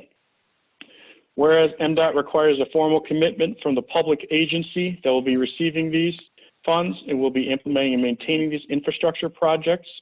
Now, therefore, be it resolved that the city has authorized Nick Seisland, city manager, to act as agent on behalf of the city to request Safe Routes to Schools funding, to act as the applicant's agent during the project development, and to sign a project agreement for contract number 20 upon receipt of a funding award. Be it further resolved that the city attests to the existence of and commits to the funds necessary to carry out the project, including engineering for design and construction, permit fees, admin costs, and cost overruns. Be it further resolved that the city commits to owning, operating, funding, and implementing a maintenance program over the design life of the facilities constructed with Safe Routes to Schools funding. Just to note as well, I forgot to mention that Chief Poloni has been with me on these discussions, working with the superintendent and his assistant. So I'd be happy to answer, and or the chief would, any questions that council may have. Let's put a motion on the floor regarding the resolution, and then continue any discussion the council may have. So do I have a motion to adopt the resolution as presented? So move. Lots of people did. I'm going to take Councilmember Reed and support from, I believe, Councilmember Rellin. Is there any discussion? Councilmember Fluid. I just had a question about the talks with the school district. What is that looking like? Is it going to be, the cost will be split 50-50, or how has that been addressed? Well, we were considering a 50-50 split. However, as part of this process, and as I noted, we went ahead. Initially, the Westchester Somerset crossing was part of their application. However, you know, when we were looking at the budget and the DEA, we were looking at what could we do to address now for schools, because we weren't sure at the time if school was going to happen. So we said, you know what, we can take on Somerset Westchester. So what I'm looking to do right now is, if that was split 50-50, I'd like to actually take a portion of that 20,000 as that we've already done. So that amount that's negotiated between us would be at a lower cost. The challenge we have right now, as I stated too, is that DTE has done numerous ADA sidewalks. So the school is trying to change its application right now to figure what would be a final cost before that goes to the the state. Once that is received, then the city has the ability to take down that scope if MDOT, the number is actually greater, which can happen. You can actually have a greater amount than the 440, depending on the amount of funding that's throughout the state. And so we'll be able to have those negotiations with the school district of what we'd like to take out and or add in. Okay. Councilmember Reed. Thank you, Mayor. Would there be any reimbursement from Wayne County because Jefferson's a Wayne County road for any of this? We could certainly try to do so. I know one thing that we did have help is that working with the county, we certainly do have its challenges of working with them at times, especially when it comes to timeliness. And so that's why we went ahead and did the crossing ourselves. Something that the county probably could have done, but we can certainly look to see if there's sort of reimbursement for that process. We also are requesting that the county actually move the crossing lights as well, and then they just got done on Jefferson. Chief, did I miss anything at all? No, I think you covered it. Okay. Yeah, that's good. Thank you. Okay, thank you. Any, Councilmember Hodges. Yes, thank you, Mr. Mayor. Given the fact that we're committing to the ongoing maintenance of this beyond this fiscal year, are we expecting any recurring costs that'll be significant in any way? Have we looked at that, Nick? No, at this time, we're very fortunate that the South Cluster, the recommendations are, the majority of this, I would almost say 80% is ADA sidewalks. Otherwise, the only other maintenance could be just, new signage that wears out over time, or if any of those bump outs actually were to incur any damage. But we do not anticipate any significant costs every year due to this new project. Great, thank you. And the city attorney, I assume, has reviewed this and doesn't see any legal exposure or risk coming from ownership of this asset or taking on this responsibility? No, I don't see any issue with that, no. Thank you, City Manager. And then my last comment would be a suggestion that we amend the motion to do an amount not to exceed. I always get nervous when I see cost overruns as part of a resolution, that we would be covering that because that's the great unknown. So if there are significant cost overruns, I think it'd be appropriate for this body to consider that. So I would suggest that we amend the motion for an amount not to exceed the $60,000. City Manager, does that fit as far as we know within what we can do here? Yes, that'll fit.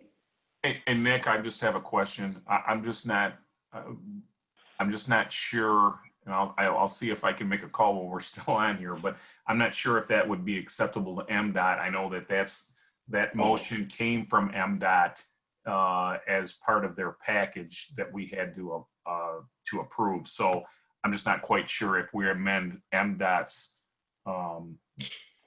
what they've sent us, if that'll be acceptable or not. I don't know. We'd have to get back quickly because it has to be in before the 14th. I just don't know the answer to that. That would be my concern, is that we might put the whole process on a bad track and miss the October deadline negotiating that particular aspect. I think that we're in a pretty good position, though, based on the scope that City Manager described in terms of limited exposure to overruns. Well, one thing in the past precedent. I'm sorry, Mr. Seidlin, go ahead. Oh, I was just going to say, Councilmember Hodges as well. This was previously done, the same resolution by Grosse Pointe City for Mare Elementary School. And as part of the negotiation, that was of great concern.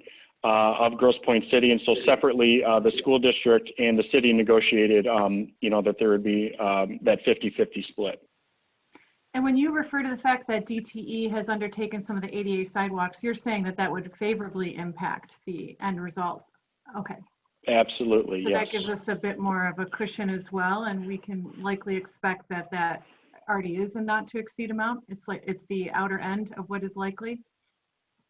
We're very lucky that as part of the South Cluster, DTE is still doing all of its work in Grosse Pointe Park, whereas in the North Cluster in Grosse Pointe Woods, DTE was through there. However, there are still many areas that in the North Cluster proposal that significantly raises their application compared to the South. So we are fortunate having DTE in town right now and for the schools.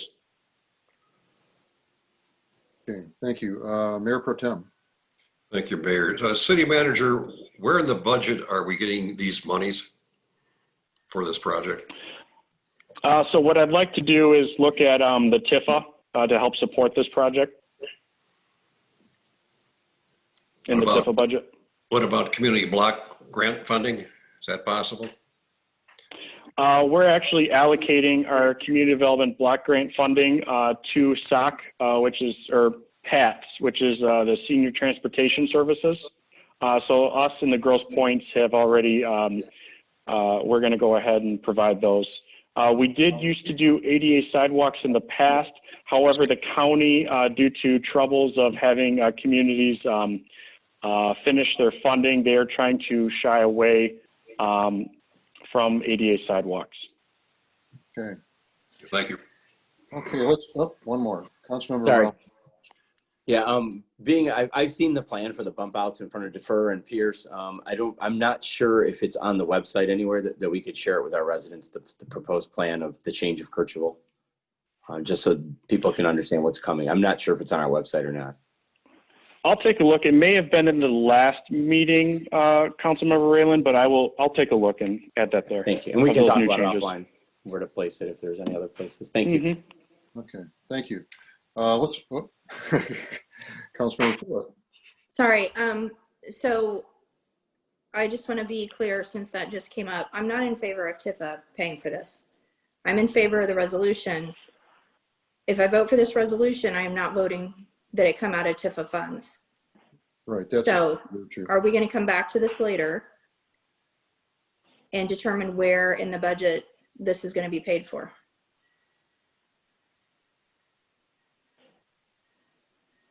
Yes. Oh, go ahead, Mayor Denner. Go ahead, something? City Manager. So this can be distributed throughout different departments. So we could actually look to use some of this in the public works budget and the public safety budget.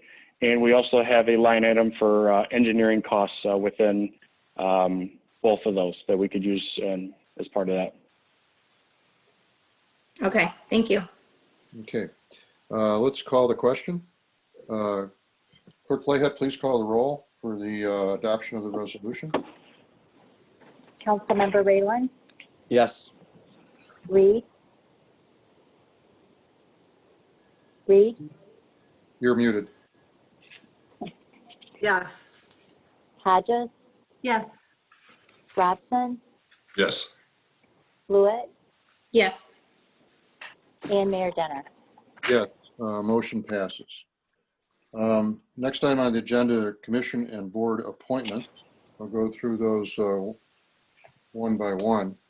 The first item is related to Parks and Recreation Commission. By way of introduction, we had one of our commissioners resign because they moved out of the city, and there is a remaining term on their appointment that goes through December of 2021. So that left a vacancy to be filled. I recommend the council approve the appointment of James Kunick to that position. Mr. Kunick lives on Beaconsfield, and he has been very active in Parks and Recreation programs, and professionally, he's in program management and purchasing with a large corporation. And I've explored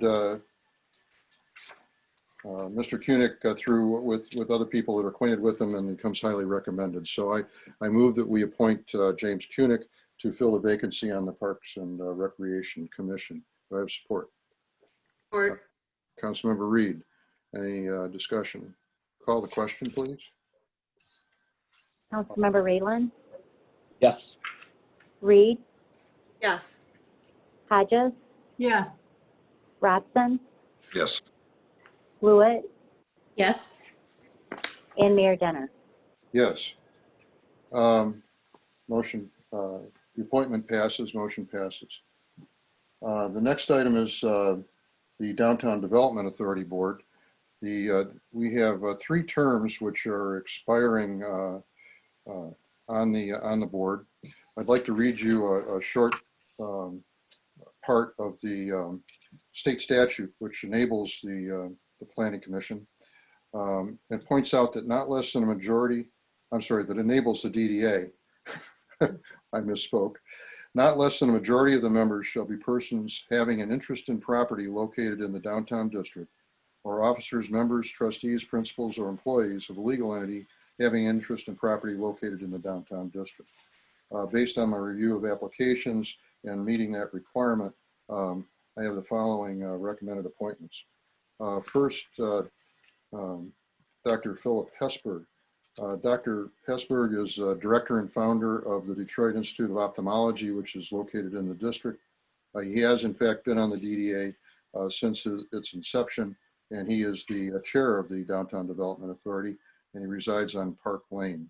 I move that we approve the appointment of Dr. Philip Hesberg, to the Downtown Development Authority for a 4-year term, therefore expiring in 2024. Is there support? I'll support. Okay, call the roll. Questions? Call the roll, please. Councilmember Yes. Rayland, I think we have some discussion. Okay, well, there is some discussion on this one. Okay. Yeah. Councilmember Fluid? Thank you. My issue with Dr. Hesberg, I have 2 things that I would like to point out. I appreciate his service for many, many years on the DDA. However, my concern with the very long serving members of both the DDA and the TIFA is that neither one of those bodies was in legal compliance for quite some time. And I feel that the residents who are appointed to both of those boards need to be aware of those issues. I can understand that slipping by them, especially with the new statute that was passed in 2018 that outlined the new requirements. However, the fact that they were not in legal compliance was pointed out multiple times during DDA and TIFA meetings. So I'm concerned about the same members being appointed when they oversaw these boards when they were not in compliance with Michigan law. My second issue is that I believe one of the reasons that I was elected was to bring new points of view to city government, a little more diverse representation to our boards. And I think someone who has been serving on TIFA for 35 years, again, I appreciate many, many years of service, but I think we should be exploring other options. And we do have a lot of other residents who are asking to serve. I looked at every single application that we received for all of these openings, and we have a lot of good choices there. And I think we need to make those opportunities available to, again, to some other residents who are interested in becoming more involved. Okay, thank you. You'll see a new name coming up soon. Any other, Councilmember Rellin? Yeah, in regards to Dr. Hesberg, he's fantastic. I love that guy so much. He's done a lot for Henry Ford. I'm with May in the 30 years term for someone on any commission or any office. We're very thankful for his service, but I think he can still add value off of the commission.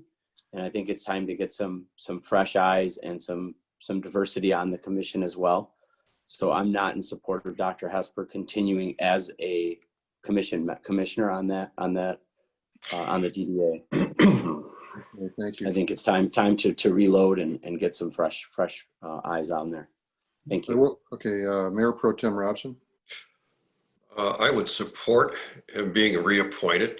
As you just mentioned, Mayor, with your two nominees, we have diversity coming to the committee, a male and a female. Dr. Hesberg brings tremendous wealth and leadership to the DDA. I don't think, and that's what we're suggesting here, that he be put out to pasture. I think that's kind of insulting. He's willing to continue to serve. He's been a great leader. In terms of some of the shortcomings of the DDA, we do have a relatively new director of the DDA, and that's Mr. Seisland. And he's been getting everything up to date and will continue to do so. But I would strongly support Mr. Hesberg on this matter. Yeah, just I'd like to comment briefly on the points that were raised. First of all, Dr. Hesberg, as Mayor Pro Tem pointed out, brings a good perspective of the overall objectives of the DDA and going forward. The other thing I'd like to point out is that he is willing to serve, and that's good. And he satisfies the requirement of having an interest in the district, which allows for us to have some variety in some of the other appointments, which in fact we've made in recent years. The DDA has 9 appointed members. Of those 9 members, 6 of them have been appointed in either 2019 or 2020. So the 2/3 of the board already are recent, and I think Dr. Hesberg then brings a good perspective to the board, continuing in his interaction with those more recent appointments. So the notion of only long-term members, I think, is invalid in this case, and I wanted to point that out. Councilmember Ellen. What, I missed you. What did you say, my name? Yes, I did. Yeah, sorry, it broke up. So I want to reiterate, I didn't say put him out to pasture. Like I said, I love Dr. Hesberg. I do think as a resident advisor, he can still have a very valuable input. And that's how we should be doing these commissions. It shouldn't just be the people on the commissions making the decisions. We need to take our resident input, and he would be one of our most valuable residents, and he still wants to serve. So I don't think that would be a disrespectful way to say putting him out to pasture. Was not the words I used at all. And when I say diversity, I don't mean gender, color. I do mean those two things as well, but I also mean a variety of experiences. Diversity is in many different ways. And in this aspect, it would be the diversity and experiences that people can offer. So thank you. Okay, thank you. I will point out that the board is quite diverse in terms of their professional experience and what they bring to the party. So that particularly the 6 members that have been newly appointed over the last 2 years. Councilmember Reed. Yeah, and this may be a question either for the city manager or the city attorney. How many of the DDA trustees have to have an interest in the district by statute? And how many of the current board fulfill that? I can answer that question because I had to do the research in order to do this appointment. On the current board, there are 1, 2, 3, 4, 5, 6, 7 of the current members. Of those 7, 3 of them have terms expiring at this time. Dr. Hesberg is one of them that does have an interest. And you'll see in the future appointments, one of my recommendations does have an interest and one does not. In order to satisfy the the requirement, you need to have at least half, as I read in the state statute, which would, on a 9-member board, would mean that we have to have 5. If my appointments are approved, we will have exactly 5 members that have an interest in the district. Okay. All right. With that explanation, I agree. Dr. Hesberg is a wonderful member of our community, and I would have a hard time voting against him. I do struggle with any one resident serving for 35 years because that does limit the opportunities to serve for other residents. But it looks like, and I have some other comments about the other suggested appointees. So it looks like we have to have,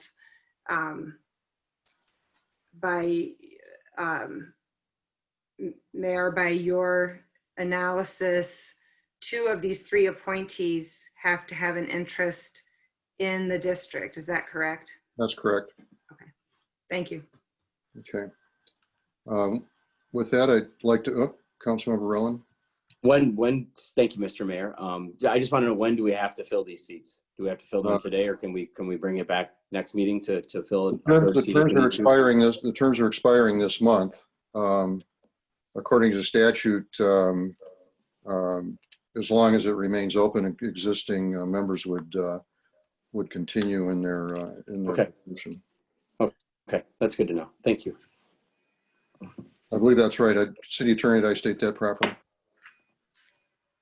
Yes, that's correct. All right. There are expirations of terms with positions that are not filled. The current member continues to serve until that appointment is made. Perfect. Thank you.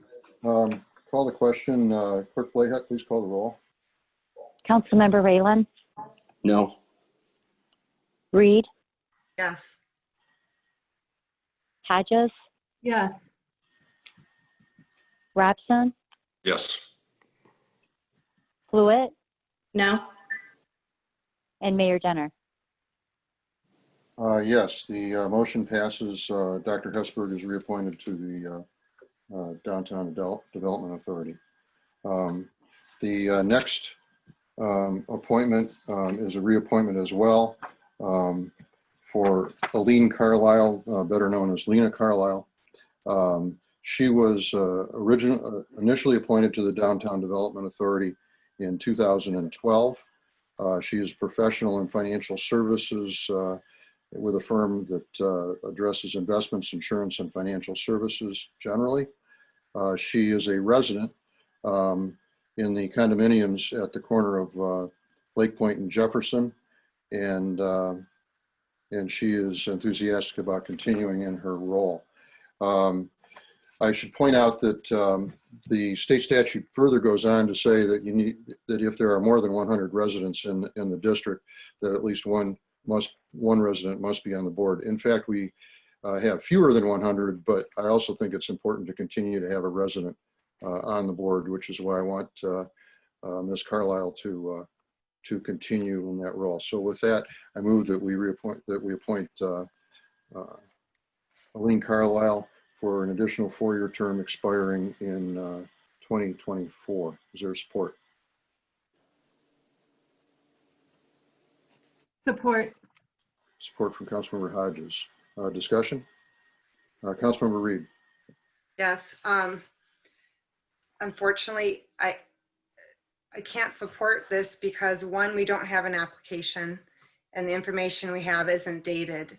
And we indicated to our residents that to be considered, they needed to fill out the application that we put out for residents and submit it by September 21st. There are other residents who applied, including at least one, without going back through them, who has an interest in the district with a business.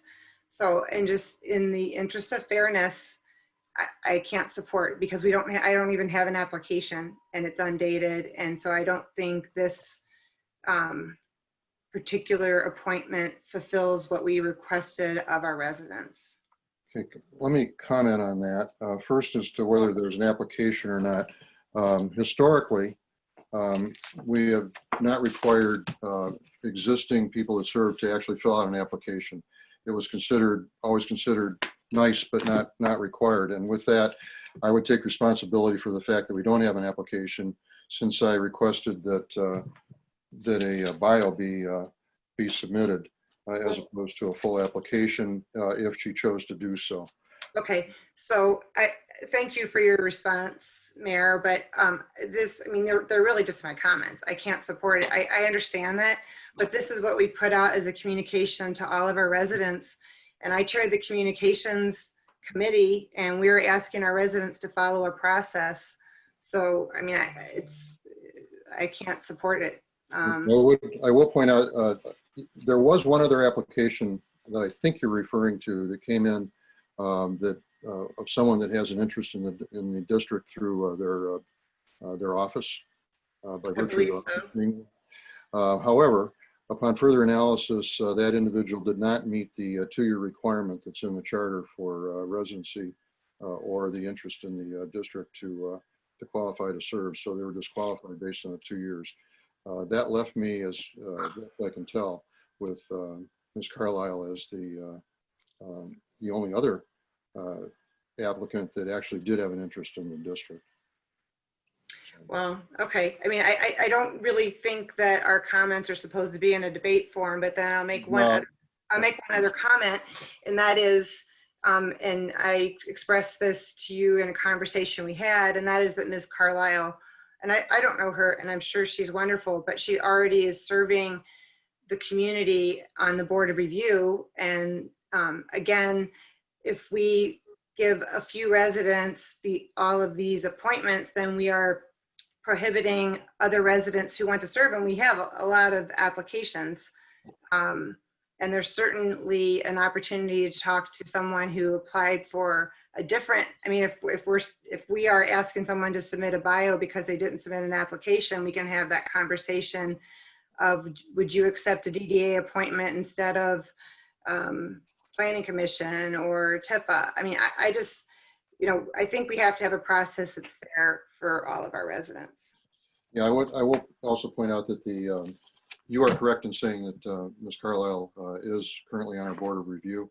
Her term does end in December, and the issue of the double appointment can be addressed at that time as it relates to the Board of Review, if we choose to do so. Well, at this point, she's serving on the Board of Review. So that is correct. That is correct.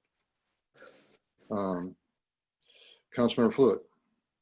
I have the same concern. I believe very strongly that everybody should be held to the same standards. And I know that the city manager worked hard on the new application.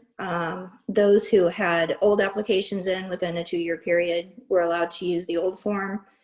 Those who wanted to apply with a deadline of September 21st were using the new form, which was longer and more in depth. But I have the same concern. I mean, I think the DDA has a big responsibility, and asking them to fill out an application, and I understand what you're saying about her being a reappointment and not a new member. But I think it's a fairly low bar to ask people to fill out an application thoroughly if they would like to serve on one of these boards. And I have an issue. I have an issue with the way that this is presented, as well as the issue that I also mentioned with Dr. Hesberg, which is that, again, this is someone who, while on the DDA, allowed it to be outside the legal requirements that are required by the state of Michigan. Okay, thank you. Any other comments before we call the question? Councilmember Rowland. Thank you, Mr. Mayor. While I was serving on the Parks and Rec Commission last year, each member was asked to resubmit their application to be reappointed. So it's a known policy. What the information I received about Ms. Carlisle is 4 sentences in a paragraph form. So I'm in the same boat that if we set this precedent, it's not good for our community to let these kind of things go when we have a set process. Okay. Thank you. Thank you. Councilmember Reed. Yeah, just along those lines, I think it's important to note that, this packet is available to all of the residents in attendance or anybody who wants to look at this meeting another time or just wanted to look at the meeting in advance. And our residents, these individuals are representing our residents in these various capacities. And that is part of the reason for the detailed application. So anyone can look at this process and say, oh, I see why that person was picked. And they can compare, they can see we followed a process and they can compare and they understand who the individuals are who are appointed in these various roles. So I'm just asking for the same standard to be applied for all of the appointees. Okay, thank you. I think with that, it'd be appropriate to call the question. Clerk Blayhead, please call the roll. Councilmember Rayland, No. Reed, No. Hodges, Yes.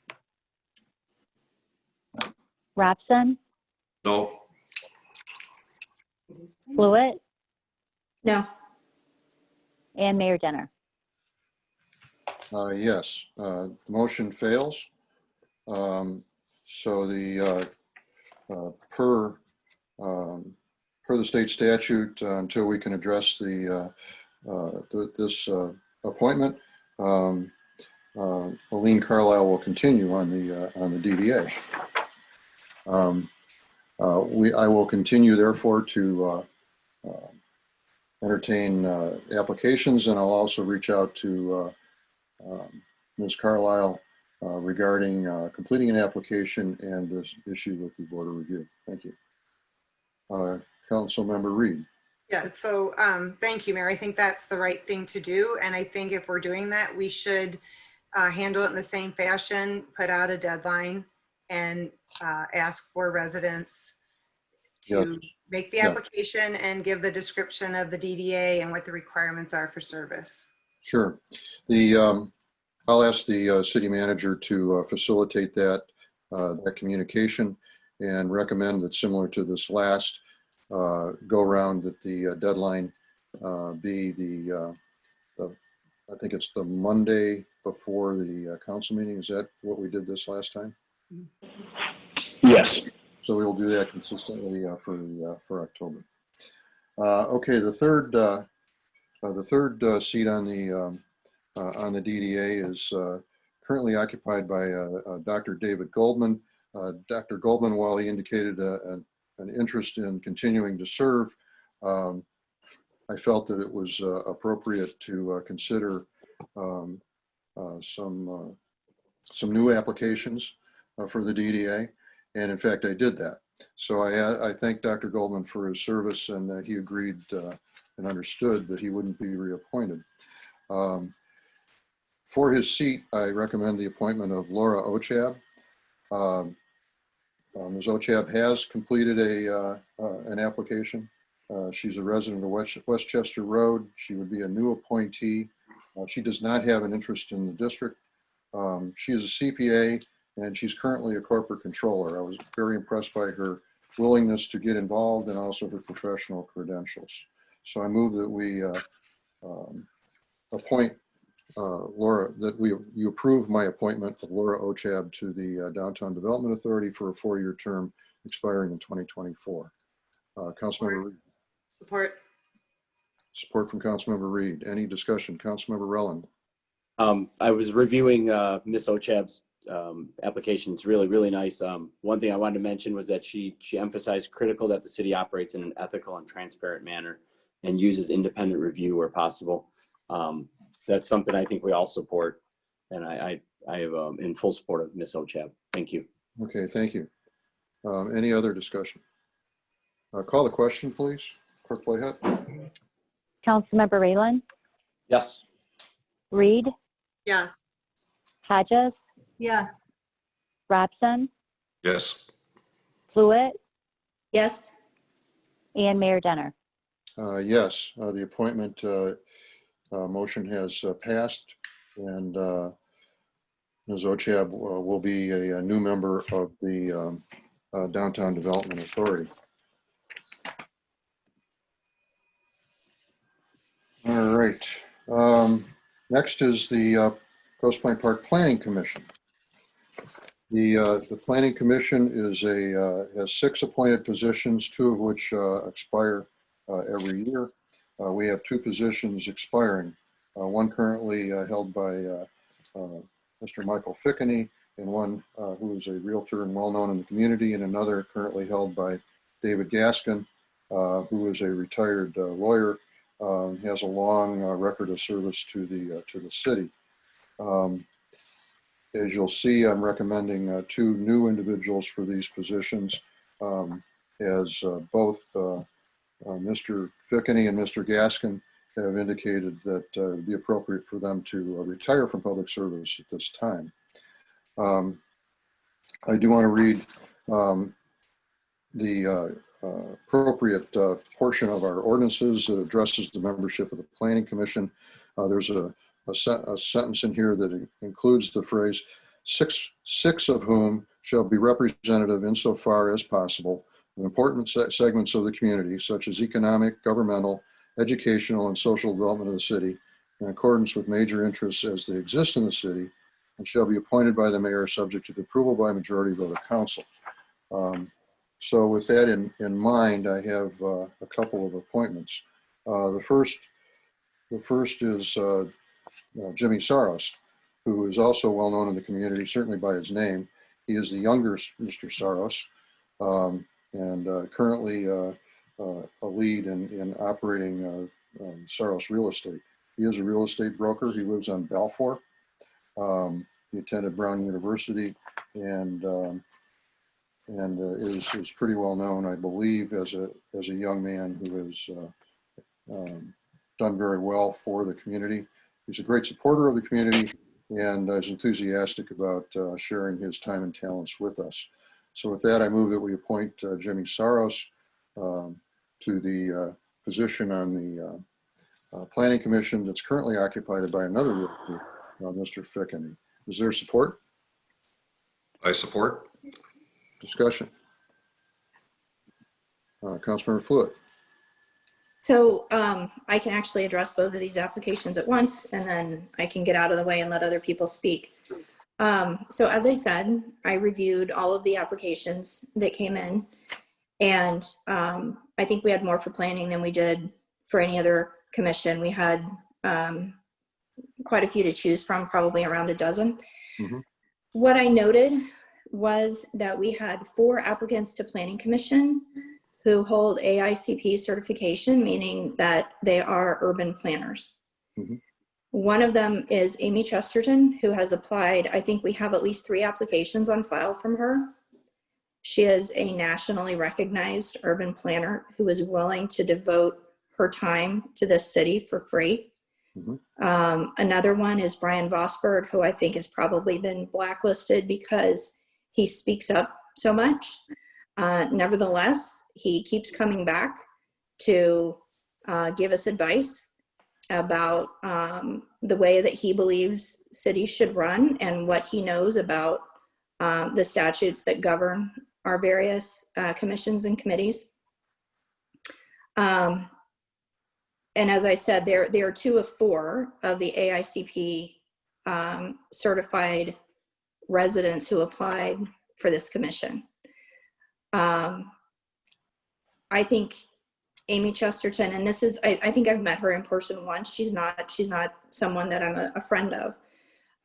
But what I hear from people in this community over and over again is, if you want to talk about urban planning, Amy Chesterton is, she's the standard.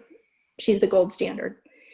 So in a nutshell, I'm not going to support any recommendation who is not one of the 4 AICP people who put their names forward, because I think exactly what we need on this commission are more urban planners.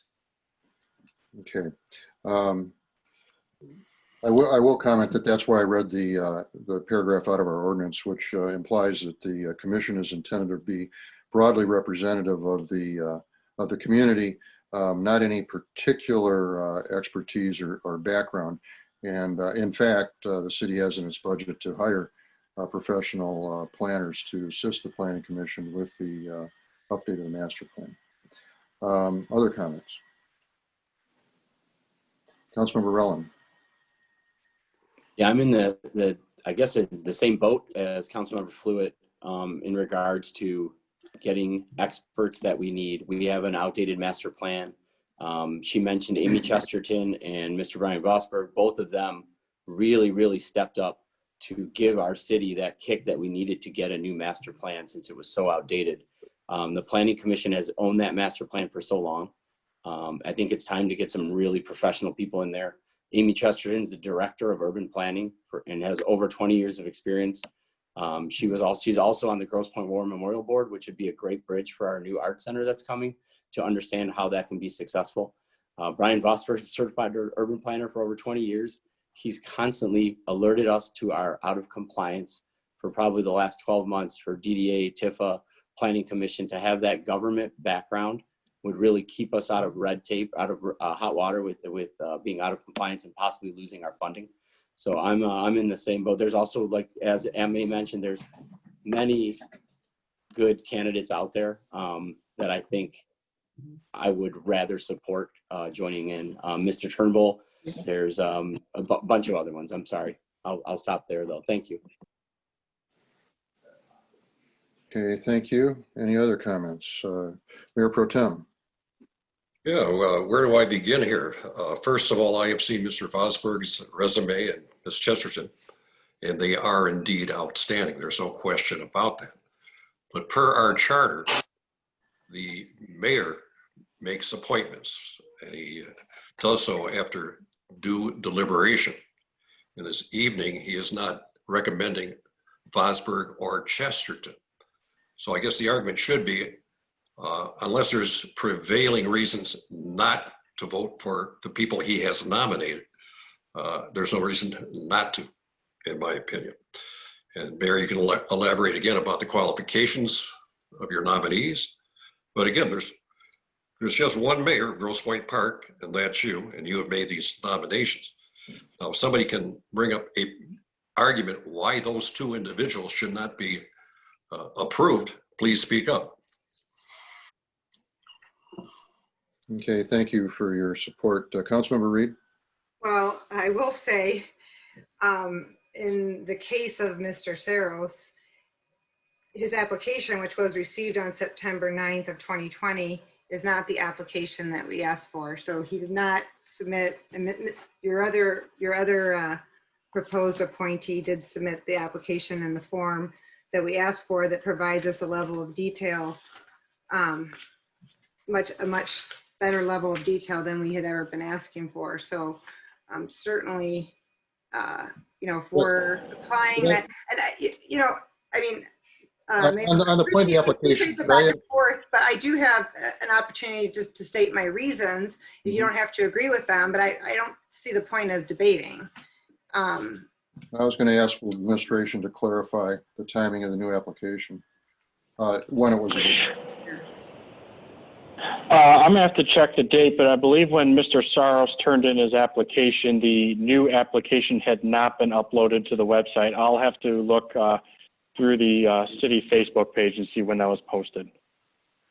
Okay, thank you. Councilman Reed, I'm sorry to interrupt. Can you continue? So, okay, well, it's hard to say.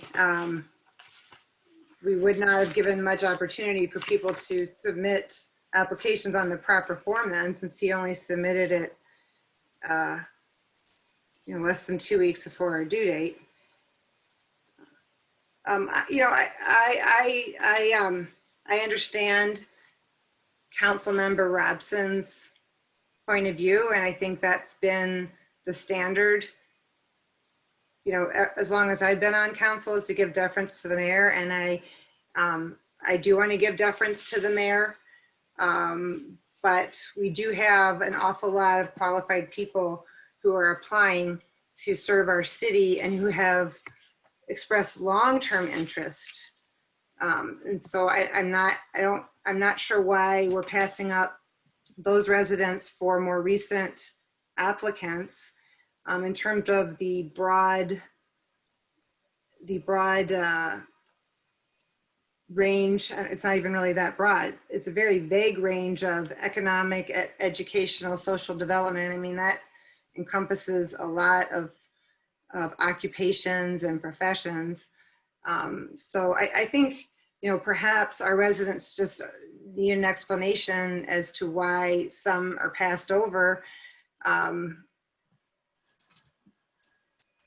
You know, we do have we do have one particularly very qualified applicant who's been a long time applicant. And so I think that's probably, I mean, speaking for myself, that's the more difficult position for me. It has nothing to do with Mr. Saros in particular. But I think that's a discussion that's worth having, because I think we owe it to our residents, both the ones who apply and to the residents who these appointees will be serving, to fully vet them and to give, you know, each applicant a fair chance and to select the best people. Which in fact is what I tried to do. I understand. I think there's a different viewpoint that I think some of us are expressing. Right. And I would ask you to honor that the position that Mayor Pro Tem put forth, not just for my sake, but for future mayors as well, that if the applicant is qualified, meets other requirements, that they should be approved in the normal course. There's always an opportunity to debate into whether or not the mayor made exactly the right choice or the choice someone else would prefer. But I would encourage you to consider the nominations based on their merit, standing on their own. Councilmember Hodges. I'm sorry, City Manager, did you have some clarifying information for us? Yes, just to clarify, Mayor and Council, Mr. Saros submitted his application on the 9th and the announcement was on the 10th of the new application. Okay. I thought that he submitted the current application, the application that was then current. And we did make a statement that any applications on file that were less than 2 years old would be considered as still valid and current. So that's the case here. Councilmember Hodges, you had a comment. Yes, Mr. Mayor, thank you. I'd like to thank you for your efforts to be collaborative over the years. Now that I'm a little closer to the process, I see that some of the impressions in the community, at least, are unfounded. And when you take a closer look, many of the appointments that you've made demonstrate your desire to have diverse viewpoints contributing to the process. Some examples are readily available. We've seen 3 of them tonight. You've appointed at least one of my fellow council members to a commission prior to his time running for office. There have been 2 recent appointments to the Planning Commission in particular that I think represent those viewpoints. And I know you've supported others. So I salute you for that, because I think it's testimony to your desire for goodwill and good management. And I do respect your duty to make those appointments. And I do think you've brought forth some solid individuals whom are highly qualified and committed to the community. So what I'm about to say is in no way a sign of disrespect for you or any of them. But I think while we're in this transitional stage and while we're trying to build trust and work together collaboratively and really strive for these aspirational goals that we all have, I do think this is one time where it's important to take a step back. And given the strength of Ms. Chesterton, I do believe that she would be an outstanding addition and is not one that we should pass on, and I would be in support of her candidacy. Now, what I realize that does is it creates some uncertainty in how to handle the balance of the appointments if in fact we were successful at getting her nomination through. And I don't know how we elegantly do that with respect to the other candidates and how to do that fairly and respectfully. But I do think at least one of those slots should be held for Ms. Chesterton. Okay, thank you. Mayor, if I could just real quick address that. The only way to do that, Councilmember Hodges, would be to deny either one or both of the appointments today, and then I guess wait for a potential reappointment. In the meantime, in the interim, the current member or members would continue to serve on the Planning Commission. So in other words, just to make sure it's clear, it's not like we can swap anybody out tonight. Okay, thank you. Councilmember Reed? Just a question for the city attorney. Is that because they are not on the agenda as the mayor's proposed appointee? Is that why? I think that's part of it. And the only person that can appoint is the mayor. So, yeah, so if he chose to appoint, to make that appointment tonight, notwithstanding that that person was not on the agenda, could he do it? I don't know the specific answer to that question. I would be uncomfortable with it since he's made 2 appointments. Those 2 appointments are on the agenda and they need to be voted on. I don't think you could do it as you might in a normal motion with like an amendment or something like that because it's an appointment. So my recommendation would be the appointment would have to be made for a subsequent meeting. Yeah, I would say I would be uncomfortable moving an appointment that was anyone other than the 2 that I put forward this evening. In any business of council, it's been important to this council particularly that information is posted to the website as to the intentions of the council. And to do a bait and switch of some sort in flight in the meeting would be completely at odds with all the process concerns that this council has tried to improve over the past year. So do we have a motion on the floor for Mr. Saros? We do. And I'm just seeking to understand, Mr. Saros is the individual who you are proposing to fill the seat currently held by Mike Fickney. Is that correct? That is correct. So if Mr. Saros did not, if his application, if his appointment was not accepted, Mr. Fickney would continue. And I guess I'm asking this for the city attorney as well, until an appointment is made. Is that correct? Appointment is made and confirmed, yes. Yeah, that's my understanding as well. Okay. Thank you. Mr. Mayor, Councilmember Hodges. out of respect for you, do you have a preference in how we handle this? Would you rather maybe table both these appointments for a future meeting so you have an opportunity to evaluate the whole, to do a broader scan, or do you want to keep these motion or these 2 nominations on the table? I guess that would be helpful to me in determining. Yes, I do, because I think it's a business before council. It should be done in a timely manner.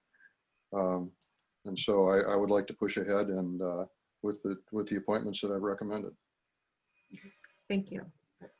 Councilmember Reed? But we could, if we had support, move to table these, correct? Is that correct, city attorney? I suppose you could move to table it, but all you would be doing is at the next meeting voting on Mr. Saros. Right. Yeah. Okay. All right, then we should vote. Yeah. Okay, with Mayor Pro Tem Robson. Okay, just a couple of comments, I guess, before we vote. If we're having a subjective discussion here, there's many people who have been supporting Ms. Chesterton and Mr. Vosberg for the Planning Commission. I support that too. As I've said in the past, I'm impressed with their resumes. I don't know Ms. Chesterton. I've never met her, but I saw her resume and it is most impressive. But she's not on the mayor's list tonight or his nomination tonight. I would encourage, when there are future openings, I would strongly support her being appointed to the Planning Commission. But her name has not been brought up tonight by the mayor. So again, we have one mayor in this city. It is his job per charter to make the nominations. And that is what he has done tonight. And that's what I'm going to support personally. Thank you. Okay. Let's call the question on the appointment of Mr. Saros to fill the seat currently occupied by Mr. Fickney. Clerk Blayhut, please call the roll. Councilmember Raylan, No. Reed, No. Hodges, No. Robson, Yes. Fluid, No. and Mayor Denner. Yes. My appointment fails.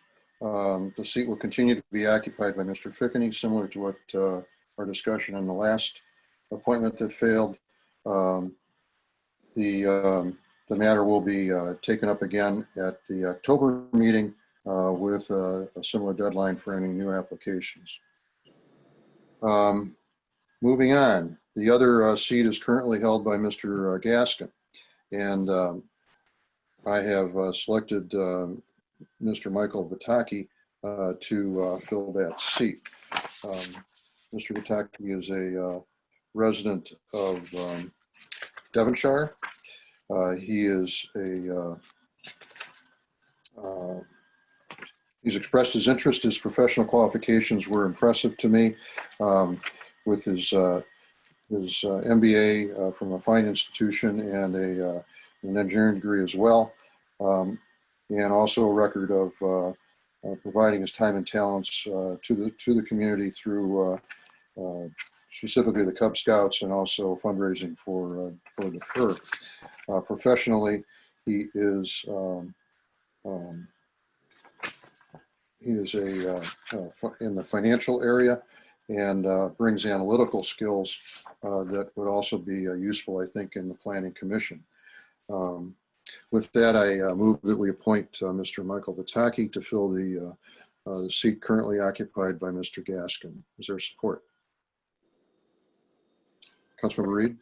Support. Okay. Any discussion? Councilmember Relland? Thank you, Mr. Mayor. I'm a good friend of Mr. Vitaki's, and he is a brilliant financial expert. Again, I really think we need to fill with urban planners first before we move forward with anybody else. We need to have people that are experts in the city. So I'd like to, I won't be supporting this until we get an urban planner into the mix here. Thanks. Other comments? Mayor Pro Tem. Mayor Denner, weren't your last two appointments to the Planning Commission, didn't they have strong planning backgrounds? There was, well, they had related backgrounds. Okay. My previous two appointments to the Planning Commission were Michelle Lindsay and Catherine St. Pierre. They were both appointed in 2019. And Ms. Catherine St. particularly has experience in real estate development and has presented to many planning commissions and understands the process of the Planning Commission, particularly as it relates to development and site review. In 2015, then Mayor Theokas appointed Malik Goodwin to the Planning Commission, and he brings professional planning skills, although he is not certified. He's not a certified planner, but he does planning for other organizations. So there are some skills that are related to that. That's not to say that it's equivalent to the sort of professional skills that Ms. Chesterton has as a certified planner. That's not what I'm saying. I'm just explaining who is currently there. But obviously you put a lot of thought into your decisions and you want a balance on that Planning Commission, and you have done that, and I thank you, sir. Okay, thank you. Any other discussion? Okay, call the Councilmember Reed. I know Mike Vitaki quite well as well, and he is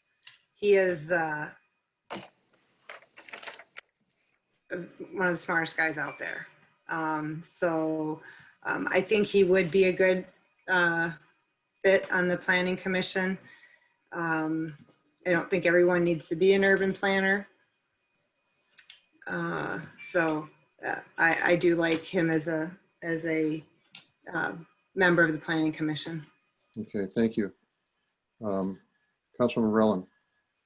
So my main objective here is to make sure that we get the best qualified people here. I'm not saying that, but Mr. Vitaki would be a no if we come back next month, but I don't want to settle for anyone until we get that proper person in of the other people that are qualified as well. A financial wizard like that could really help Tifa and DDA as well, or city council for that matter. But for planning commission, I really think we need to focus on the continue the momentum of Commissioner Lindsay and Commissioner St. Pierre have brought to the table. Thank you. Councilmember Fluid. Can you clarify Mr. Goodwin's certification? Because when I objected to the master plan, I did so because we didn't have professional urban planners working on it. And you told me at the time that Mr. Goodwin was one. So do you know off the top of your head what his certification is? My understanding is that he professionally is a planner and has a consulting practice in this area. However, as I stated just recently, he is not a certified urban planner, and therefore does not have the formal professional credentials that has been pointed out, Mr. Chesterton has and Mr. Vosberg have. So it's not an apples to apples comparison. It's just pointing out who is currently on the Planning Commission. So I understand the need for diverse backgrounds, and I understand that that's in the statute. I think we lean really heavily towards people across the board. We lean really heavily toward people with finance backgrounds. I see that come up over and over again. But I don't think it's unreasonable to have 2 of our 9 Planning Commission people be certified urban planners, especially when we have, again, several. We have, like I said, we have 4 applicants, some of whom are nationally recognized. I think it would be, frankly, I don't understand why they wouldn't be chosen, why their names aren't being put forward tonight. It is not unreasonable to have 2 certified urban planners, even if we do want the commission to have those from other backgrounds on it. 2 out of 9 is not unreasonable. First of all, it's 6. Yes, you're right. Not 9. You're right. It's only 6. And the depth of Mr. Vataki's business acumen really is not duplicated by anyone else currently on the commission. Which is one of the things that attracted me to his application. Okay, any other discussion? Councilmember Reed? Yeah, and this is a little bit, I mean, it is relevant to this topic, but it also it's something that we're probably going to have to come to later, and that's the composition of the Planning Commission, and a discussion I've had with the city attorney, because the city manager is not a voting member of the Planning Commission, so there's a possibility of even adding 1 more resident at some point in the future, but we would have to revise our ordinance to do so. So there is a possibility for 1 additional appointment, even after this process, once we look at the composition of the Planning Commission. Okay, thank you. Obviously, if as you pointed out, that would be a revision of the ordinance. It would come forward once the ordinance was changed. You know, there would be a process, obviously, that would take a number of months before that could be addressed. Right. Okay. Councilmember Rellin? Yeah, just to confirm, this is to replace Commissioner Gaskin, correct? That is correct. Specifically. Okay, thank you. That is correct. Okay, clerk, let's call the question. Clerk Blayhut, please call the roll. Councilmember Rayland, Yes. Reed, Yes. Hodges, Yes. Robson, Yes. Fluid, No. and Mayor Denner. Yes. The motion carries. We've now appointed Michael Vataki to our Planning Commission, and I welcome him on board, and I look forward to him sharing his time and talents with our city. I also will point out that the clerk, all the appointments that were successful this evening, our clerk will be reaching out to each of those appointees to inform them that they have been appointed and arrange for them to be sworn into their positions. Okay. With that, moving on, I suppose I should ask, there's not a lot left on the agenda. I think we can get through it without a break. If anyone objects, please raise your hand now. Okay, let's push ahead. The The next is council member resignation and council vacancy discussion. As I noted earlier, the city clerk is in receipt of a letter dated September 4th from Councilmember Grano indicating that he was resigning per our rules in the charter, I believe it is. The resignation has to be accepted by council. And so that's our job first, is to accept Mr. Grano's resignation. Once we accept the resignation, that triggers a process that will be further elaborated on by the city manager.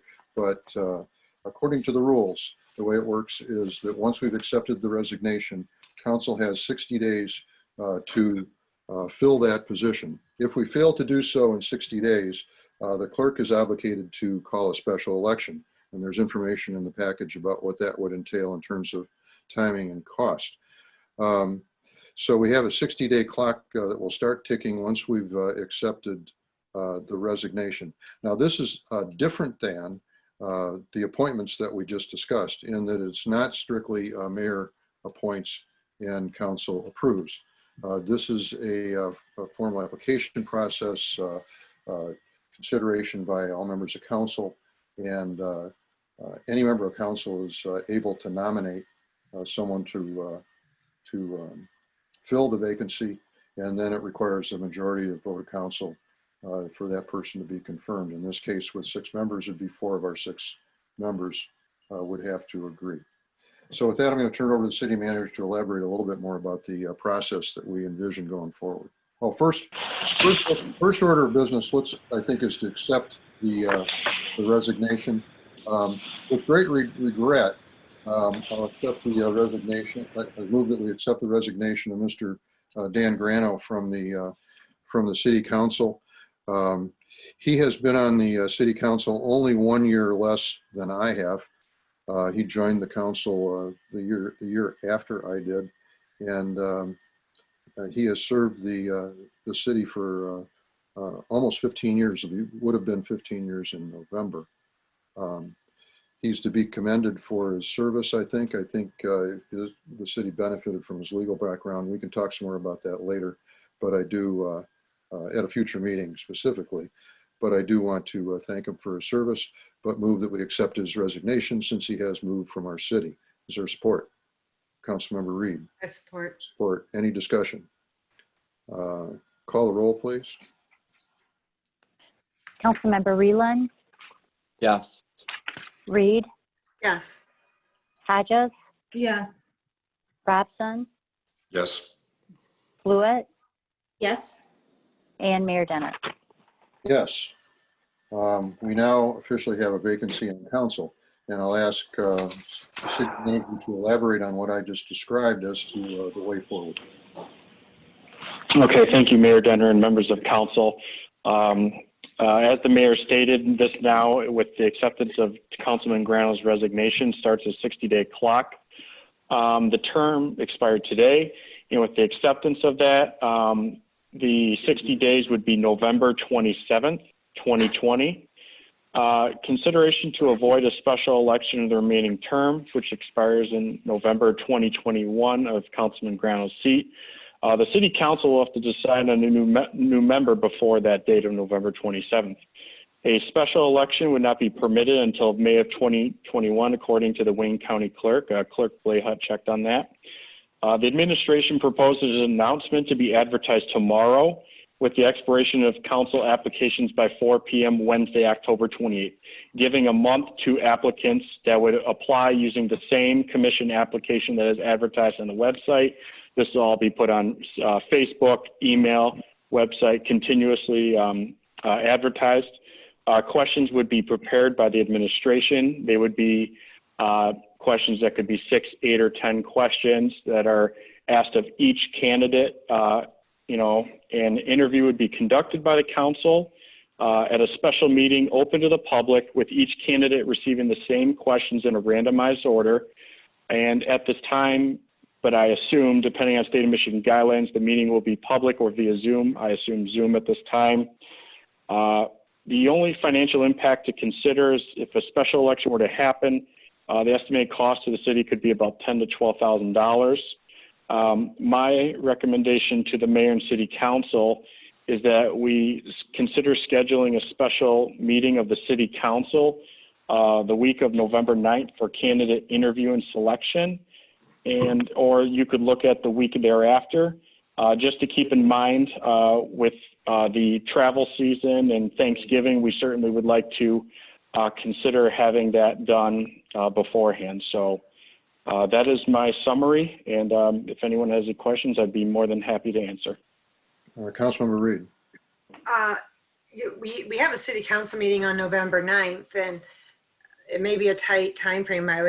It would be great if that person could be seated for that meeting. I know the election is the week before, so I'm assuming that anything Monday or Tuesday is out, but are Wednesday and Thursday of the week prior to that November 9th council meeting a possibility? I would have to check with the city clerk and see, but there could be a possibility, maybe I would say later in the week, Councilmember Reed, due to, obviously if there's anything we need to do regarding the election. So I could, city clerk, do you have any objection potentially to those dates? I anticipate I might still be here on Wednesday. So Thursday would be better. No, I'm serious. So Thursday would probably be better than Wednesday. Yeah, I think that's probably right. Yeah. One more comment, just a thought. I think most of us would probably agree that an in-person meeting is preferable, at least for our purposes. And I'm just wondering if maybe there's some consideration to asking the school administration to allow us to run a meeting with the council and the candidates in one of their auditoriums that would be broadcast. So residents could participate, but the applicants could be live. It's just something to think about if there's an opportunity there. I think most of us agree that an in-person meeting is a better way to make decisions like this. So those are my comments. I would agree, Councilmember Reed, and that is something I definitely would like to explore, is maybe using one of those auditoriums, and if there was consideration for the Lavin Center, but for this case, it might be a little comfier over at the auditorium. So it's certainly something we're happy to consider. Okay, thank you. If we do it at one of the school auditoriums, we need to, I have talked to the city manager about this. I agree with Councilmember Reed's point that an in-person meeting, at least among council members, would be preferable, and we'd be able to see the applicants in person as opposed to in these little panels on our computers. If we choose another venue, and we've talked about it, for example, it would be possible to set up the gymnasium at the Lavin Center, or possibly possibly the Oculus Theater, so that we could, as a council, safely meet, but the public side of it we would have to probably pursue electronically, unless of course the governor's order that permits that either is not extended or lapses because of other legal action. So we'll have to deal with that when we deal with it. But I agree with the point that it would be best if we as a council could meet in person. If the other thing I'd ask the city attorney to explore with the suggestion that you made about possibly using a school facility is, the biggest school facilities, school auditoriums are not in Grosse Pointe Park. And I'm not sure if we can have a physical council meeting that's not in Grosse Pointe Park. That may be an issue to be in compliance, limit us to say, the Pierce facility as well as our own down at the Lavin Center. I can take a look at that. I know there's a provision in the OMA that references having the meetings within the physical border of the city, but there are exceptions to that, and these are somewhat unique circumstances. So I'll take a look at that and get back to everybody on that. Okay, thanks. I do know City Attorney Hollett. Oh, sorry, Mr. City Manager. As I said, there is the opportunity to use both theaters. We could have the council and the candidates in one and then put it up on the screen on the other one. So that technology. I just want. Sorry. Yeah, I just wanted to point out. Yeah, I was going to say. Go ahead. Sorry, Mayor. We certainly could do that, but it would have a, you know, by definition, it would have a capacity limitation. Right. So I think we'd have to you know, consider that as we finalize it. I'm going to ask the administration to take the responsibility for that and to communicate with us on that.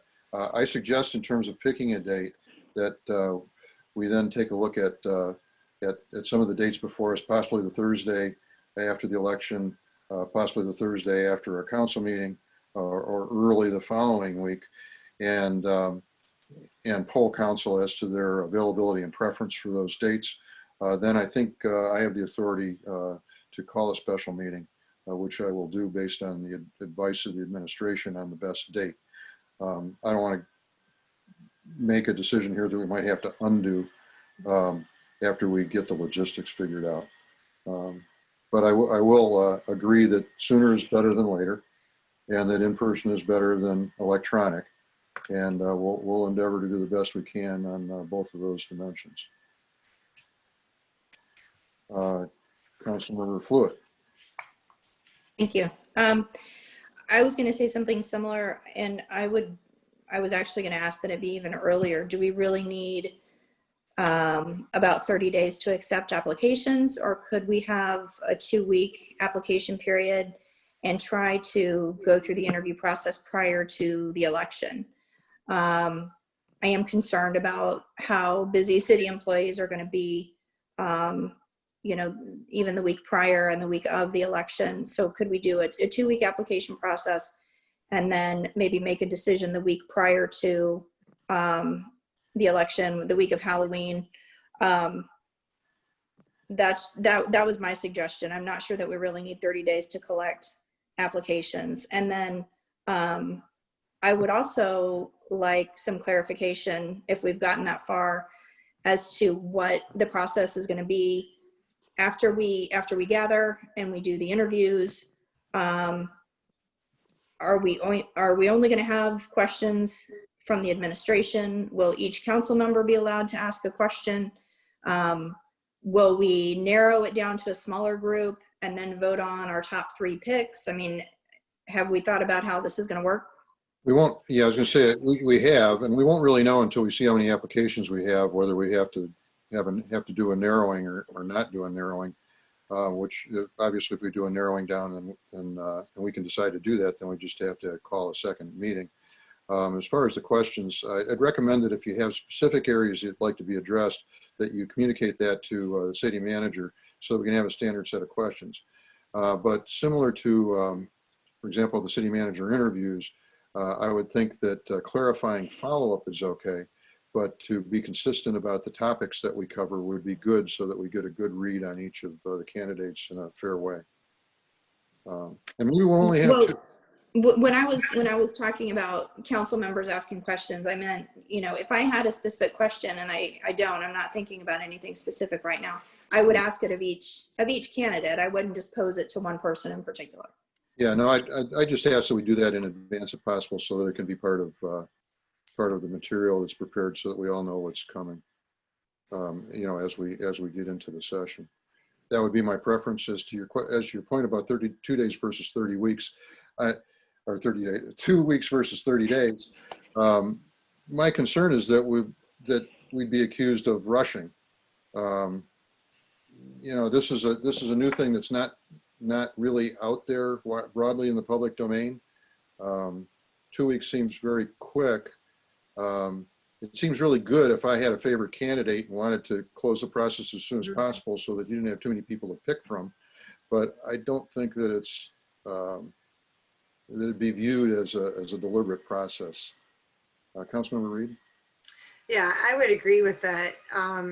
Because I think once we put it out there, there will be interested candidates who might want to, you know, talk to some of us, talk to other people, and maybe in other cities, get an idea of whether they want to do this, whether they would have support, you know, from the community, because I expect we'll hear from the community about certain candidates. So I think a month probably is the right amount of time.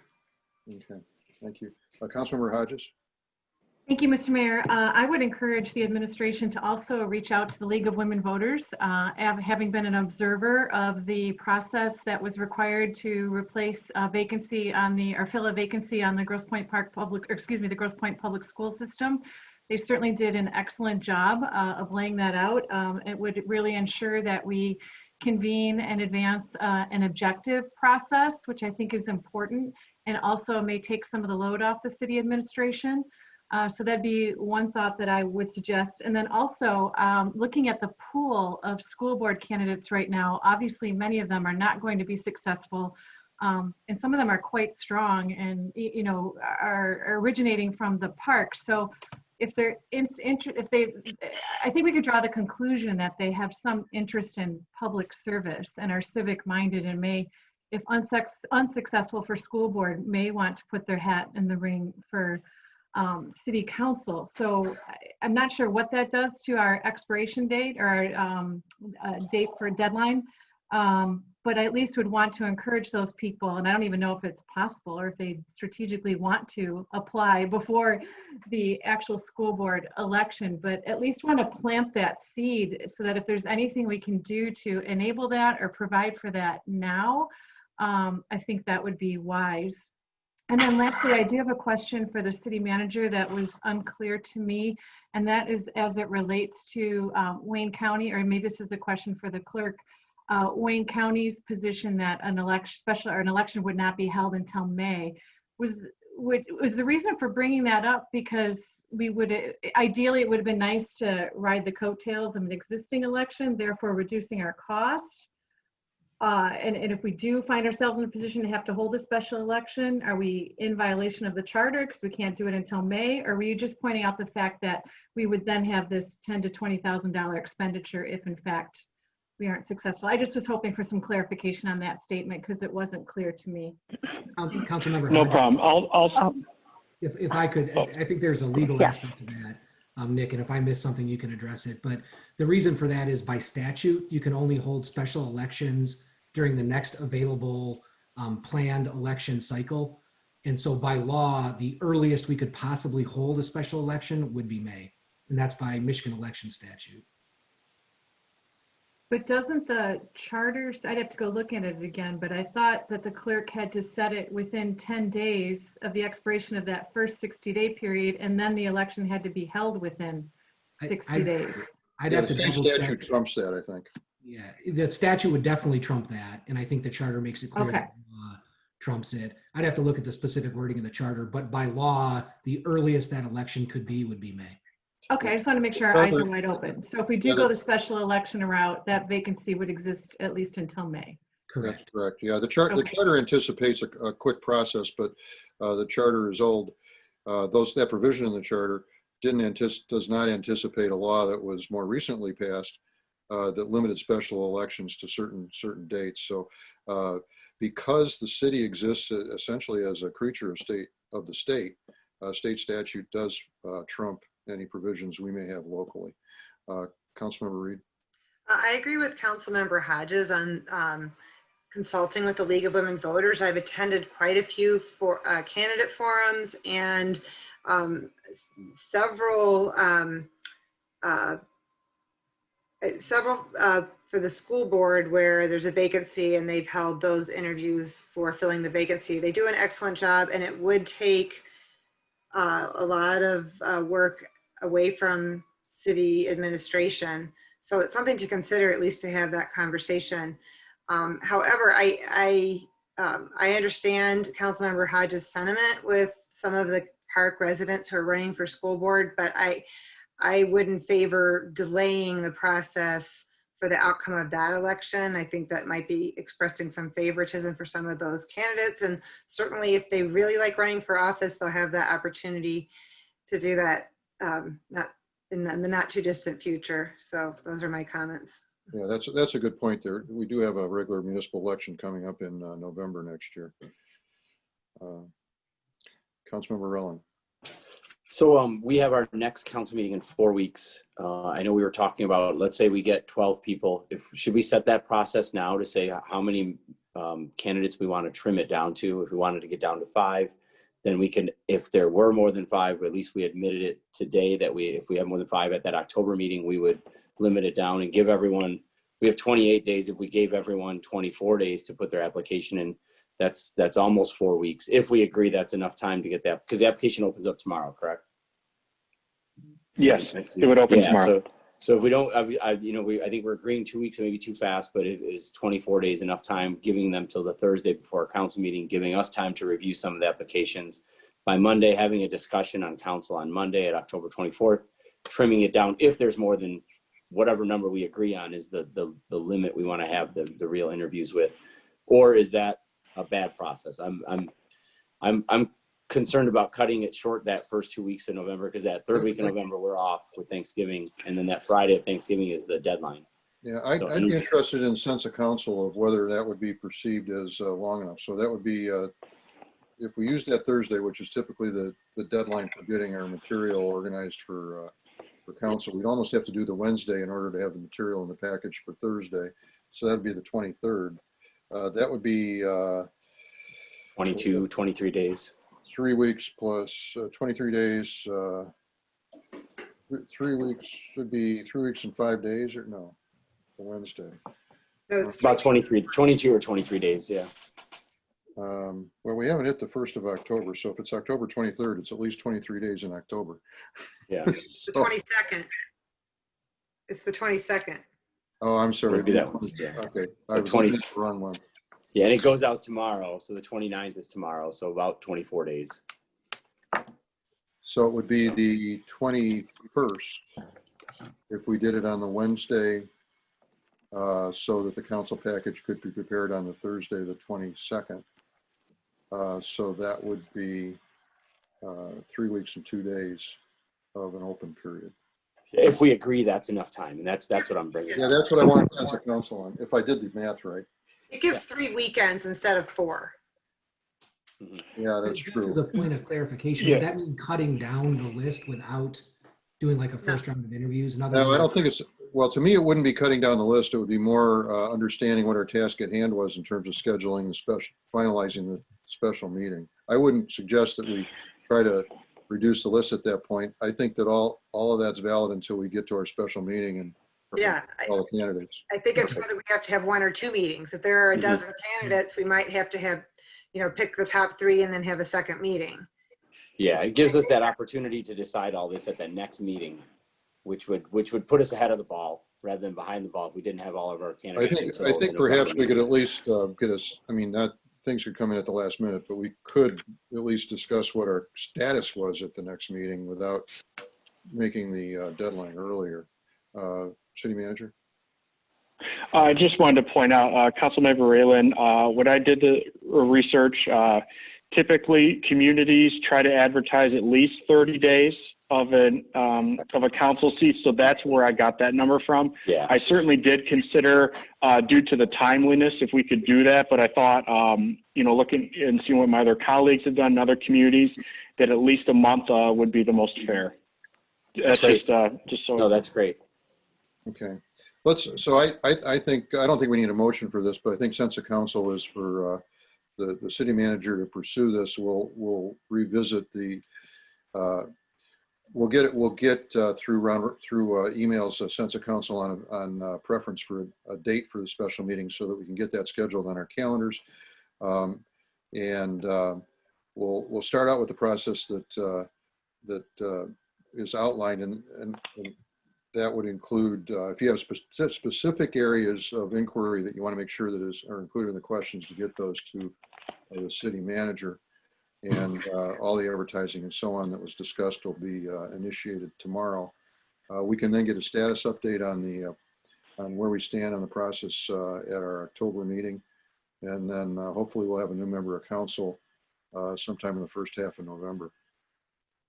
One more question. Are we going to be using the same application? Yeah, the thinking Yeah, was that since we've got it, and the administration suggested this, and I thought about it, and I thought I don't see any objection to that. However, much like with the application for for appointment. If you use that as the basic application, then you get an outline of the majority of information needed. It could be slimmed down a little bit pretty quickly because some of the questions about TIF and DDA are irrelevant. But it essentially gets the most important stuff. Also, in any application, as has happened in many of our applications for appointment, people typically will include a resume or a letter expressing their interest or their special skills or desire to serve. Those things would all become a part of the application for our purposes. Yeah, it'd be good to encourage that. Sorry. Can I just make a point real quick, Mr. Mayor? Yes. Yeah, I was just thinking about this. This is a relatively new process for all of us, I think. Obviously, you guys are going to be choosing your own colleague. So I would just caution under the OMA, city attorney's favorite subject, right? Discussions amongst council members with quorum. And one thing I want to take a look at now that we're down to 6 is what's going to constitute a quorum, whether it's 3 members or 4. So I will get that information, but I would just, as sort of a general caution, have everybody keep in mind the OMA as these things are discussed. Councilmember Reed. So I'm not understanding if there will be a motion directing city administration. I would favor a motion at least directing city administration on the timeline. And I would encourage at least a conversation with the League of Women Voters to assist in running, whether they run it for us or whether they offer some guidelines for how to run that. It could be quite unwieldy depending on the number of applicants. And then the other point is exploring auditorium opportunity, live auditorium opportunities, if that's at all possible. Those would be my 2 points. So I since it is on the agenda, I think it would be legitimate to have a motion so it's very clear what it is we all agree on. So if you would like to formulate a motion and put it on the floor, I think you were on the right track there. Okay, let's try this. I move that council directs city administration to commence the process for filling the city council vacancy by posting the vacancy tomorrow, September 29th, with a deadline for applications of October 28th, and that the city administration explore within the community, including the League of Women Voters and the Grosse Pointe Public Schools, opportunities for running a candidate forum, both in terms of format and in terms of available forum. Okay. How's that? Is there support? Support. Mayor Pro Tem Robson supports. I do have a question in terms of the League of Women Voters, which I also. This starts the discussion phase. Yes, it does, all of a sudden. I think that's a good idea. On the other hand, we don't necessarily, and you're not suggesting this, Councilmember Reed, but we don't have to reinvent the wheel. By that, I mean, Grosse Pointe Farms and Grosse Pointe City have had recent vacancies that were filled. Mm-hmm. So I guess I'm just saying I'm confident in the city manager, whether he goes the generic traditional route or also bring in the League of Women Voters. But your motion, I believe, is just that it's a suggestion to contact the League of Women Voters, or words to that effect? Yes. Okay, thank you. Okay, any other discussion? Councilmember Fluid. Hi, sorry, I'm pulling up the city calendar just for a second here. So my question is, maybe I just misunderstood. So if the vacancies are, or the applications are being accepted until the 28th, mm-hmm. Wasn't there some mention of us discussing at our meeting on the 26th how we would proceed depending on how many really it's just to confirm the process? And my suggestion was that we would just I might have blanked out. Hold on just a second. Because it seems to me like we're going to have to have. Okay, I lost my feed there for a minute.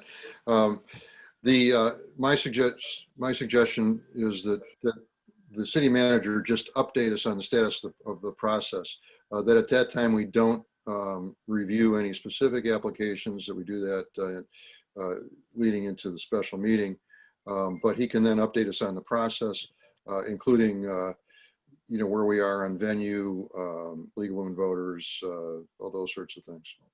Right, but we have to discuss if we're going to narrow it down, if we're going to have a top 5, and we can't do that until we know exactly how many applications we're going to receive.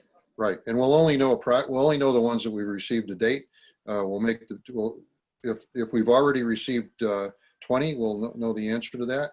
If we've received 3, we won't know until leading into the special meeting, and we'll have to make our decision there. So I think both of those things are on the table. I don't think either case invalidates having an organized process here.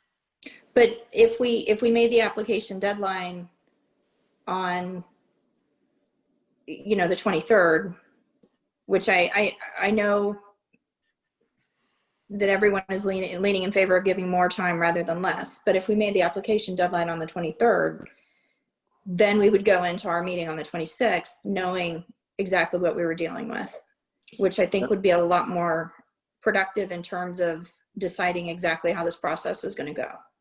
Yeah, I just don't think that it's necessary to have that level of knowledge at our next council meeting, since we know we're going to have a special meeting anyway. And I would be in favor of following the precedent established by many other communities, which have a 30-day or 1 month period. I think that we look better as a city in terms of process if we do it that way. And I don't want to cut corners just for convenience, because we've been trying with everything that we decide to get better at following process and precedent. And I think this is an important opportunity to do that. Councilmember Rowland. Yeah, I think getting an update from city manager on that October 26th meeting, we can then set a precedent at that date saying, all right, we have 12. If we get to 18, we're going to need two meetings. If we have 5 and we get to 10, are we going to have 2? We can set our kind of our guardrails at that meeting with the update from Nick. But we know we get last minute applications as well. So that would be something that, to make sure we don't break OMA, we can set a greater than, less than, and then Nick can update us on the actual end date. If it gets to 20 and it was only 5, we'll at least have that in play where we don't have to meet again to set up another, so we don't break that OMA rule. So kind of if greater than, less than. I'm also, I'm concerned about cutting it short. We're probably going to end up having 2, possibly 3 special meetings to get through this, but it's very important. So I know we're all committed to it. Yeah, but we don't know how, obviously we don't know how many people are going to apply, and then like the school board too, there was people that applied that weren't really applying. So that trimming down process would have to be developed in the meantime as well. So good luck, city manager. If anyone or is interested in applying and reaches out to you, please be honest about your commitment of time and dedication. Thanks, everyone. Okay, with that, we've got a motion on the floor. Anybody else before we call the question? Okay, we'll call the question. Clerk Blayhut, please call the roll. Councilmember Rayland, Yes. Reed, Yes.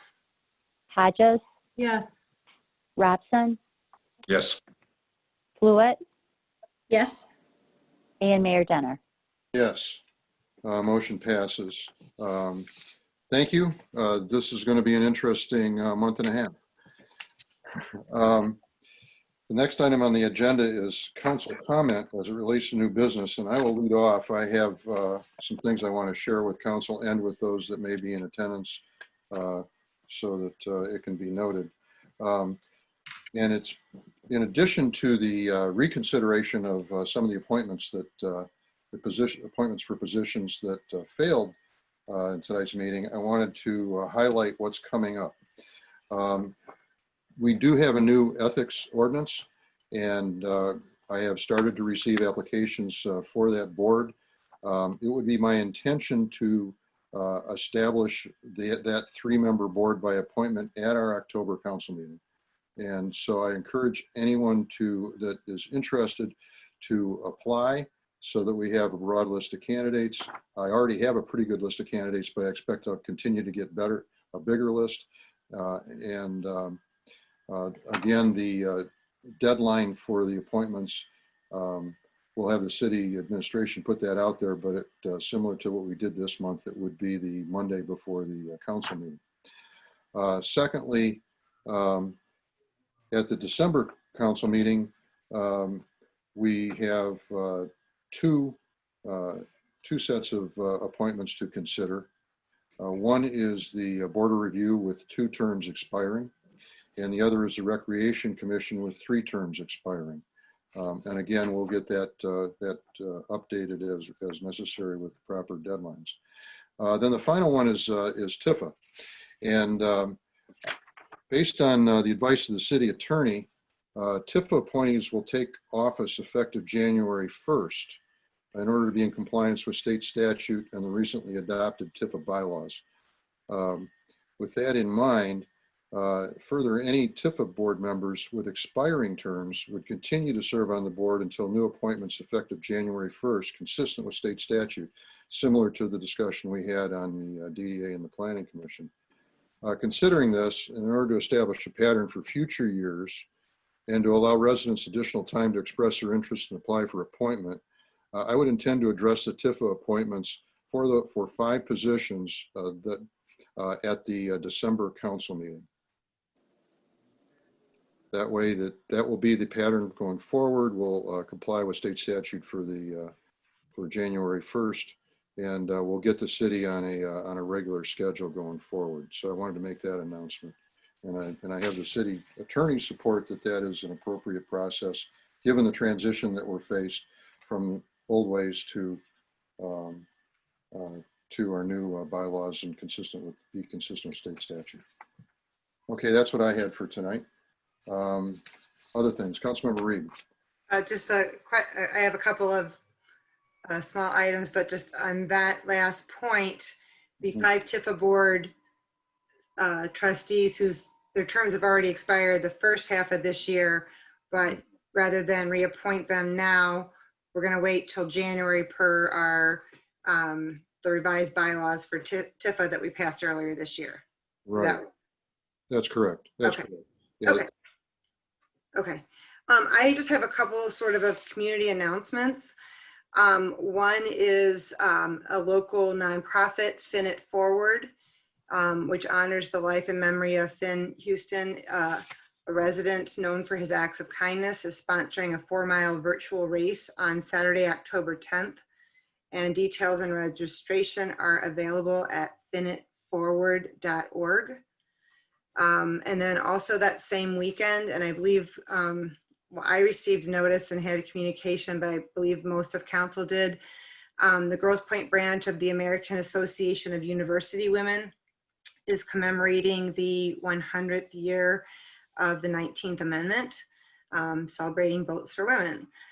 They will be having a parade on Sunday, October 11th at 1 p.m. beginning at Grosse Pointe South and ending at the War Memorial. They are asking for advanced registration just for social distancing purposes. Their deadline for that is September 30th. So they're asking for that. I don't have their contact information. If residents are interested, they can contact me or through their website, the Grosse Pointe branch of American Association of University Women. And this is a non-political event. So I'm assuming they don't want political signs and they're encouraging women to wear white. And that's it.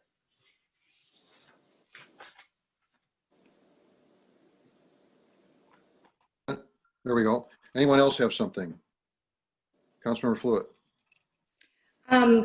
So what we're looking at in October, just to clarify, are the ethics board appointments, the remaining opening on the DDA, the remaining opening on Planning Commission.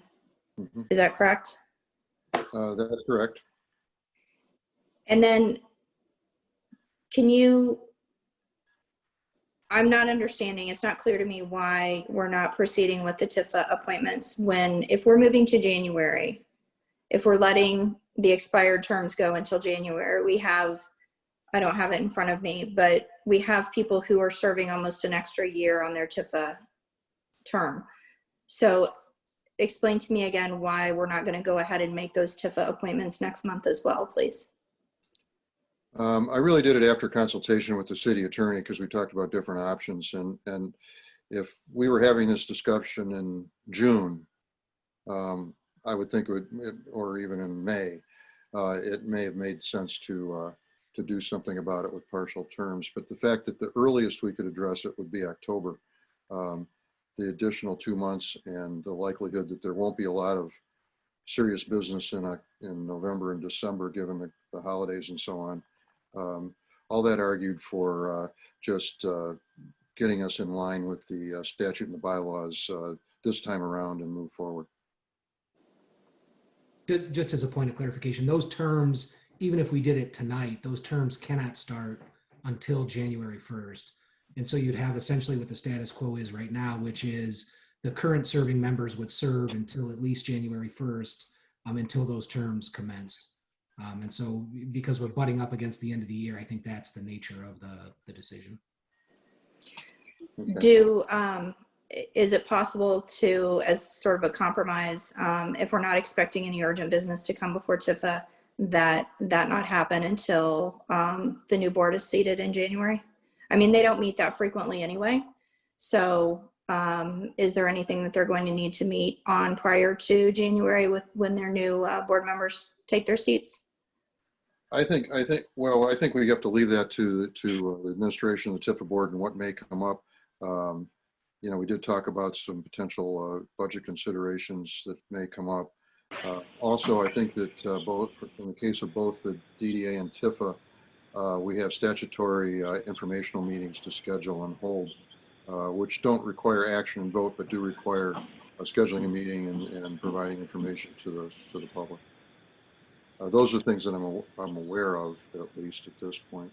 Okay, and that makes sense. I'm all for informational meetings, but I think, like I said, I think that might be a good compromise, that they not have any meetings where they vote on any measures until the new members are seated, because they are in a transitional period. I really think that that's a responsibility of the board. I don't think that's something the council can impose on the TIFA board. We can anticipate that they don't, but you know, they may have some business that needs to be transacted. I think that that needs to be done in the normal course in conversation between the chair and the administration. In this case, city manager acting as director. I believe that's the appropriate way to go. I'm sure the bond will go through by January. My second question is regarding, I would just ask that the city manager speak, just to kind of give everybody an update for those who are on the meeting regarding the lead line activity that's going on right now, just in case there's anybody who's on the Zoom call right now who might not have heard of this yet. I have a question about it, which is that just doing the math with 6 time slots a day, and it only works out to about 180 homes per week. So, but that's only assuming that you have one person. Clearly, we have more than one person going into homes and checking the lead lines. So can you kind of give us an update and speak to how that process is working, please? Yes, so thank you, Councilmember Fluitt. The Public Works Department has split up the city into 5 zones that we're currently working on to identify a Public Works employee will visit into the home. They'll take a look to identify whether it's a copper line or lead service line. On average, just talking with one of our employees today, he's averaging about 35 to 40 a day right now. And so what we're doing is, as part of the statutory requirement, we want to verify exactly whether you have a lead or copper line in your home. We do encourage residents as well that they can submit a picture of that to the Public Works Department.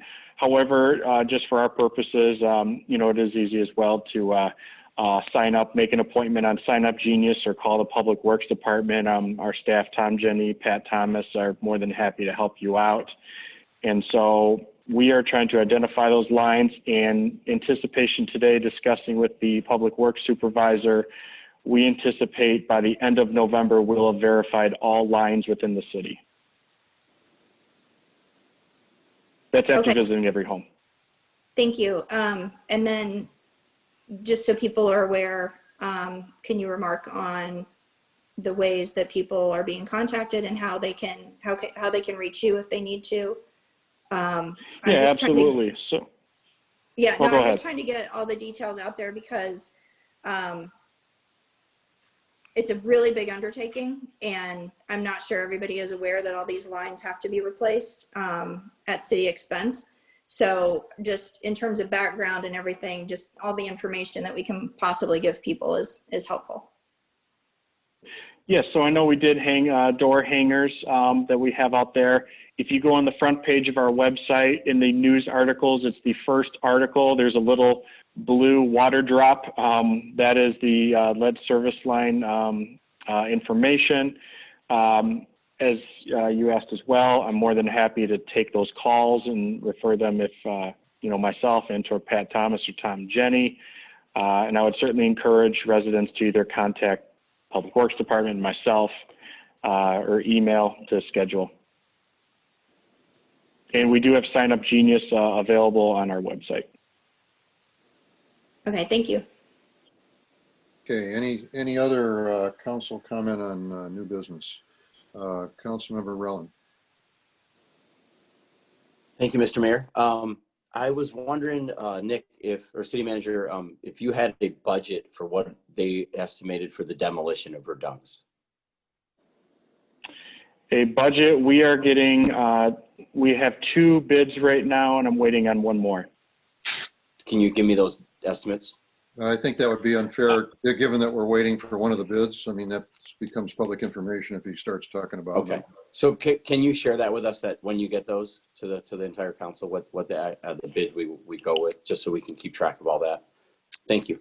The next thing is I know you're looking into how we're going to do this filling of our council seat, and I know you're diving in deep. It'd be great to have that exact process set with like we were saying, the guardrails, if there's this and this, just so we have all that transparently before, so we can discuss it at our next meeting, to have that, as well as we mentioned the possible questions that we can ask. I don't know if you can get a list of some of the questions you're thinking about, and then is that something we make, obviously we can't make it public, but I think the council should know what questions are going to be asked so we can see what's missing and try to fill in the gap. Does that make sense? I'm yeah, not it sure makes how. sense.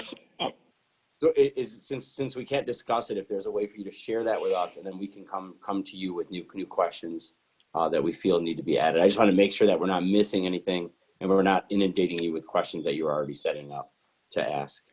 And that having that process. Go ahead. Oh, okay. Councilmember Rayland. So probably the easiest thing would be if you have ideas of questions you think would be important for those candidates, if you could email those to me now, that would be very helpful. And definitely you will be notified of those questions in advance and have those before you. Currently, right now, I'm gathering questions that other communities have used per their council vacancies.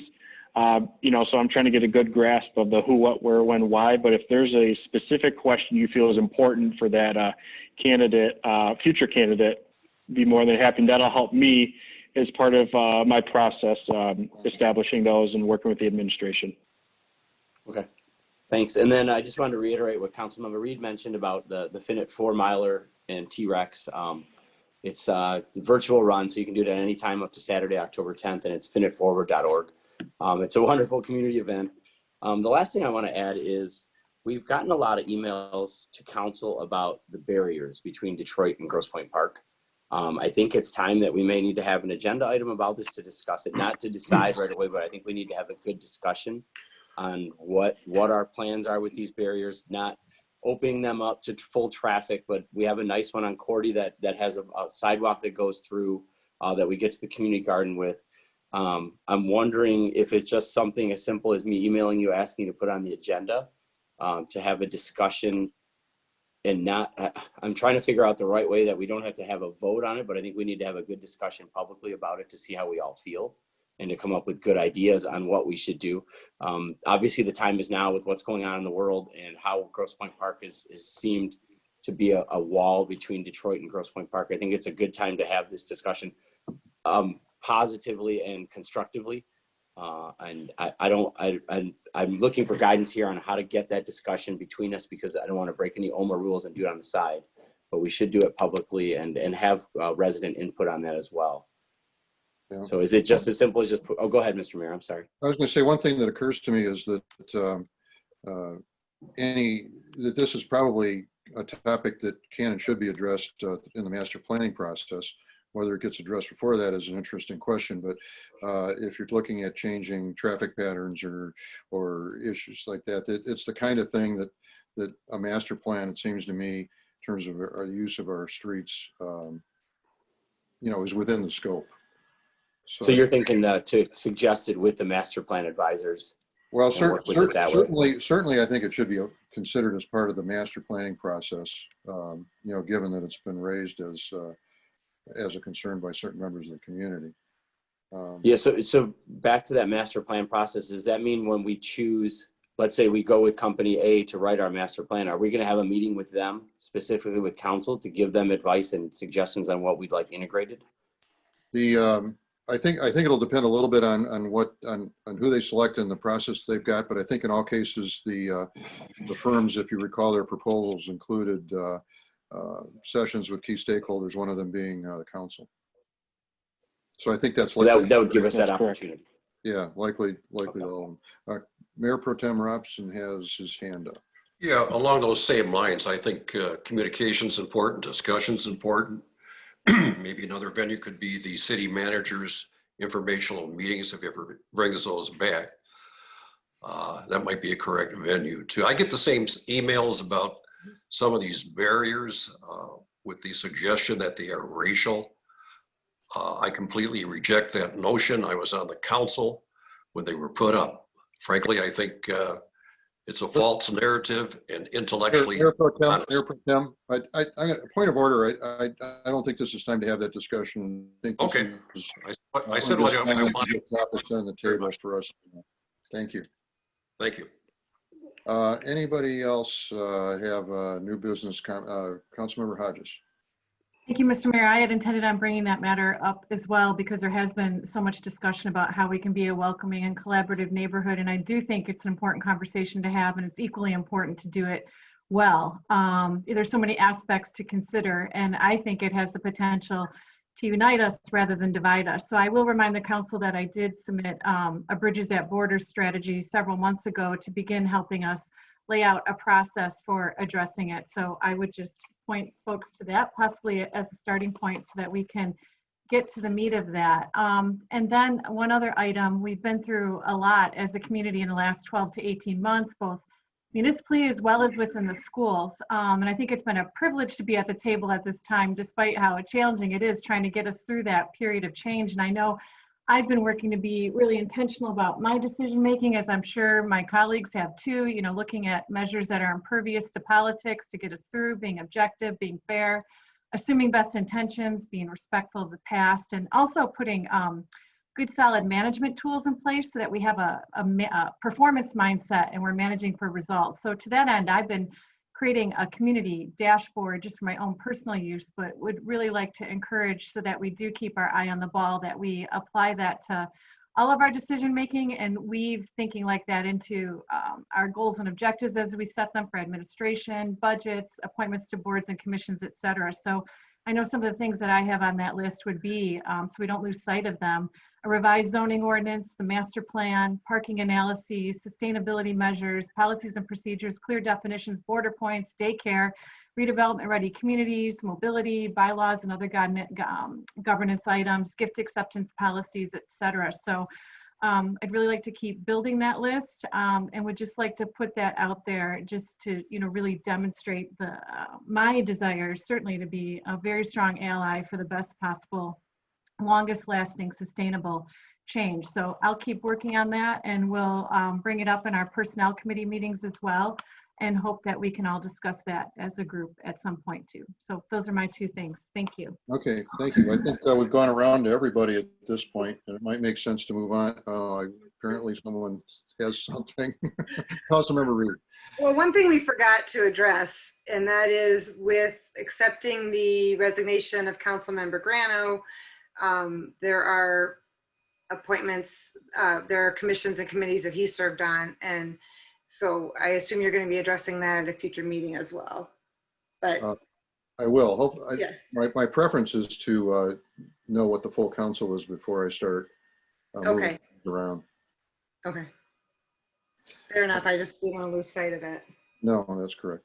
I have one real quick question, Mr. Mayor. This is just in regards to Trombley. Is there any update on Trombley? I know that's a very hot point south of Jefferson, and we haven't heard a lot about it. So I'm wondering what's going on with the committee, or what's the advances. I don't know if anybody who's on the committee has any update. I think that's a question for the school board. Okay, I thought we had a committee that was working. We did, but I'm not sure if anybody on that committee has anything to say. We haven't met. Okay. Okay, so can I go ahead and start doing my own work then for that? It's pressing. It's if we're not going to get the donor, then something's going to happen with Trombley. I think we need to set precedent on what we want there, rather than waiting. I was hoping to get updates on that every month, since it was so important in the last 12 months. Mr. Mayor, I can add to that a little bit, if it's okay. Okay. Please. As a committee member, I've been working to keep in touch with the administration, and although there's not really anything concrete to report at this time, they have indicated that they are working diligently on the utilization of Trombley. Discussions are underway with various parties to that end. It's very clear to the administration that childcare and learning activities are needed, and they're working to that end. And then they've also, and when I say administration, I mean the district administration, not our own. They really want to remind the community too that there are Head Start resources and pre-K classrooms at Trombley for the 2021 school year. So that is testimony to their will to continue working in that direction. So although that's not concrete, at least know that we are, as a committee, working to stay in touch, and are, which I also believe is a form of accountability, and we'll continue to do that. Okay, thank you. Close council comment on new business and move on to public comment, non-agenda items. I'll ask the administration to manage that first with any written comment on non-agenda items, and then city manager. Thank you, Mayor Denner. So before me, I have the second part of the written comment from Mr. Greg Donnelly of Lake Point. I've asked now for 4 straight city council meetings that you put on your agenda to discuss the possibility of removing the multiple barriers that we have constructed at the Detroit border over several generations. Others have asked or even demanded during public protests that you take action. I see no sign whatsoever that you intend to even openly talk about it in a public meeting. Even worse, with its support of the new DPW building inside on Mack Avenue. The Planning Commission last week gave its support to construct another wall across Weyburn near the Detroit border. Grosse Pointe Park is today, in the year 2020, continuing to perpetuate the racist history it's infamous for. Why won't you put discussing the barriers of the Detroit border on your agenda? And then last written comment comes from Mr. Neem Fama of Belfour. I'm requesting that council members disregard the demands by WeGP members to open streets. I'm also asking that council members consider the numerous never-ending attempts by WeGP to fundamentally change the landscape of not only GPP, but other institutions such as the War Memorial and the GPPSS. When considering confirming committee members, don't fall prey to their claims of nonpartisanship and inclusion.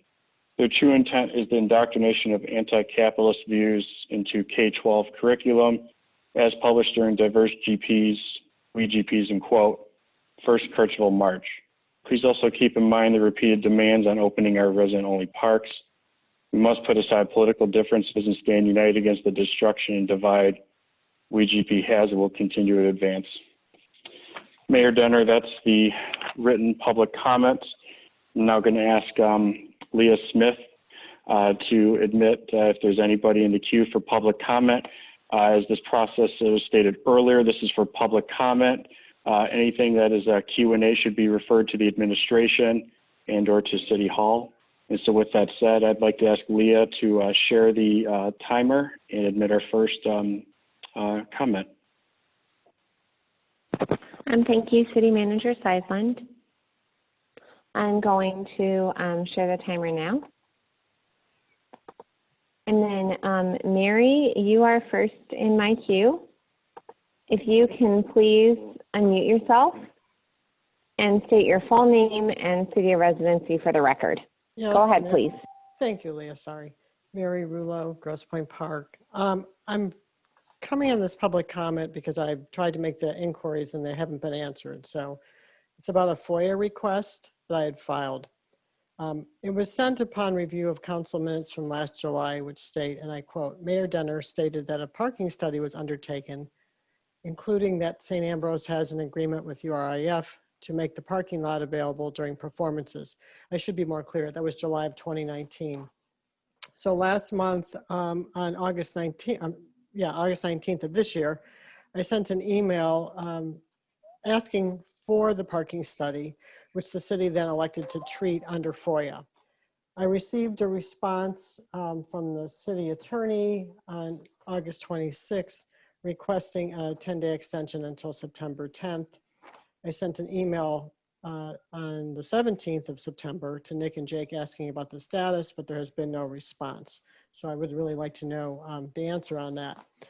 The other thing I want to comment on, given the discussion tonight about barriers, you know, Mayor Denner, you just said that the discussion, if I understood you right, maybe I didn't, so you can correct me, but if I understood you right, you said that the discussion on barriers really should be wrapped into the master plan, that should be part of the consideration. I can't even get my head around that. I mean, we are moving forward on an art center and a DPW without a master plan in place. In fact, on buildings that really contradict the master plan. So I think it's really the height of hypocrisy to try to push off a discussion about barriers because our master plan isn't in place. Thank you. Thank you. Leah, next public comment.